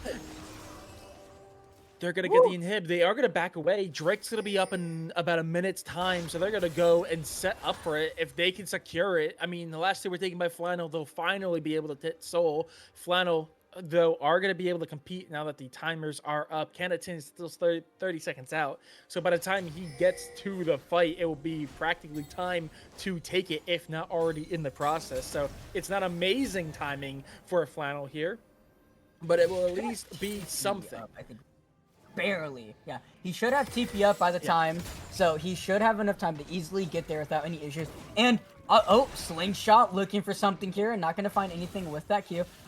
Crucially, he may have lost his flash, but Cannon did not use his Zonias there. So he still has that little kit and ready to be played for, as Sunset Diner has to be careful to look for something onto Ingrotus here. Vexcat, though, taking a lot of damage. There's the bullet time, though. Not finding all that much this time. Cannon just doing a lot of free damage. Booty Warrior falling down. There goes Peekaboo. Vexcat the next one. Zaz will be falling down to Aegis. The foe is the last one going to be forced to flash away. It is still 3 members of Flannel still alive, and all 3 of these members have put the team on their back for this game number 3. It's a 1v3. Can Defoe do it? I don't think he can. I don't think he can. For KD10.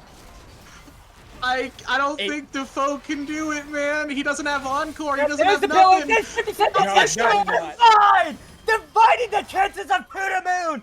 There's the Zonias. Cannon going golden, as this is a golden opportunity for Flannel to take game number 3 in this best of 3. What a banger! 34 kills, 42-minute game.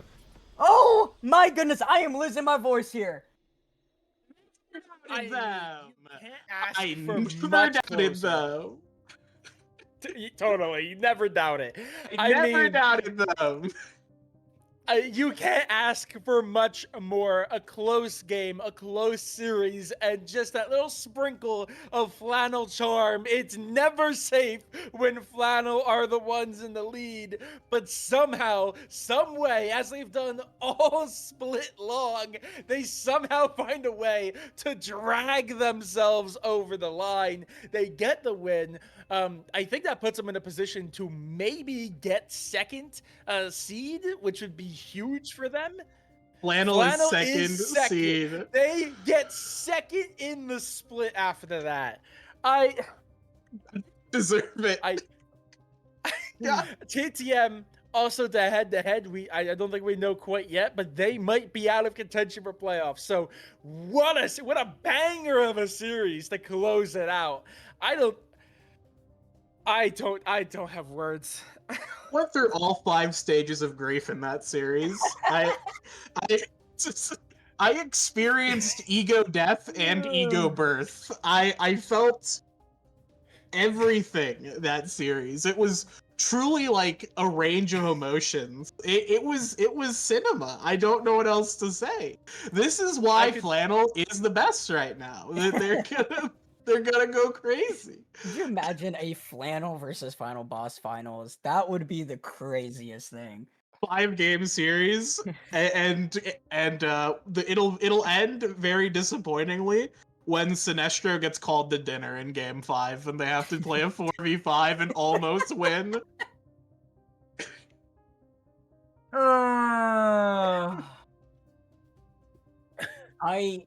Okay. I am like losing my voice. It was non-stop action. Non-stop action between both these teams in all 3 games here. both of them ended with the exact same kill count, 34 kills to 34 kills. 42-minute absolute banger of what looked like it was just going to be, I don't want to say like a stomp, but like it was heavily Flannel favored to just end that game like pre 30 minutes. They had like an 8K gold lead. I was gonna comment that when you were saying, Becky, like the gold's even, the gold's even. Yeah, it was gold's even after they lost an 8K gold lead and finally clawed back a 4K when they went down. It was extremely close. Giggle behind the scenes is doing the math right now, seeing the numbers. What's the result? Who's knocked out? Giggle, you have it.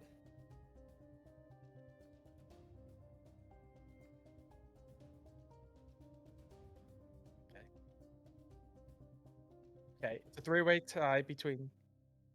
Okay.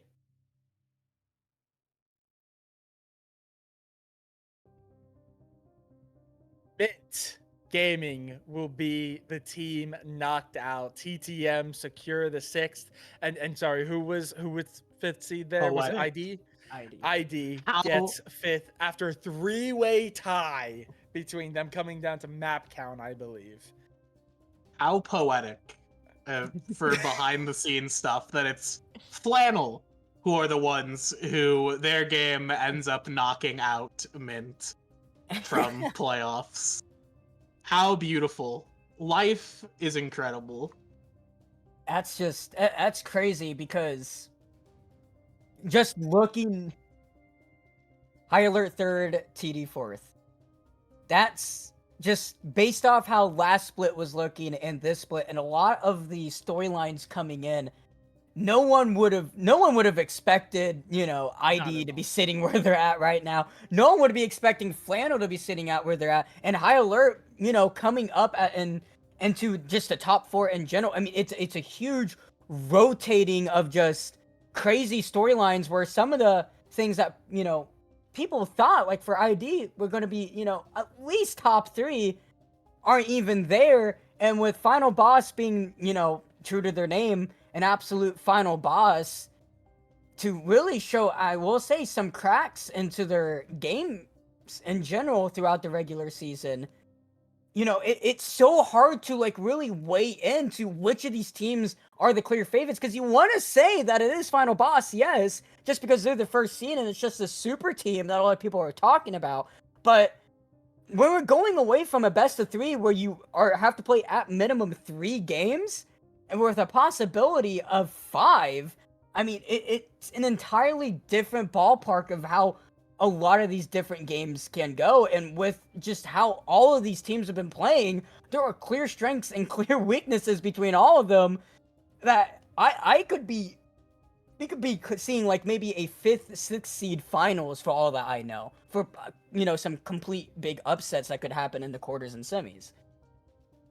I'm really excited for round 1. Obviously, 1 and 2 seeds get buys into the second round, but I think that first round set of games, it is anyone's game. It's gonna come down to a rock paper scissors of who ends up winning. Like you said, there is so much competition between these teams. I could see anyone taking anyone down. There is no more free games. There are no more, one-sided affairs. This is going to be an absolute brawl and just insane competition coming into the playoffs. But that being said, Becky, do you have any final words before we send off for the night? Yeah, Saint Avi, just make sure you check your mail. There's going to be a bill for the therapy that I'm going to need to be going through in the next week before the next, during the off week you guys have. So, make sure you check for that bill. It's going to be coming in pretty soon. Absolutely. With that being said, that is all that we have for you tonight. Becky, thank you so much for joining us on the desk. It was genuinely a pleasure. The Flannel Whisperer, yet again, still, they did not lose a single time they were on stream and you were here. So I guess you could also expect a check in the mail. You were their good luck charm. So thank you for joining us on the desk. It's a pleasure as always. And of course, thank you, Sheep, for being best play-by-play in the business, doing all the work, Giggle on the production, and also doing all that tiebreaker stuff in the back, so we have all the up-to-date information to tell you guys. Of course, thank you to the players for coming out and showing out into Flannel, for sprinkling in the extra little bit of charm that you do. Of course, to the TOs that make everything happen behind the scenes, and of course, special thanks to you guys, the viewers, because if you aren't here, then what are we doing it for? That's all we have for you guys. Of course, next week, we're finally out of the groups. It's going to be playoff time, so you won't want to miss anything. We're going to BO5s. It's going to be hype. Same time, same place. Legends Twitch channel, excuse me. It's 8 p.m. EST, the only time zone that matters. We will see you then. Have a good night.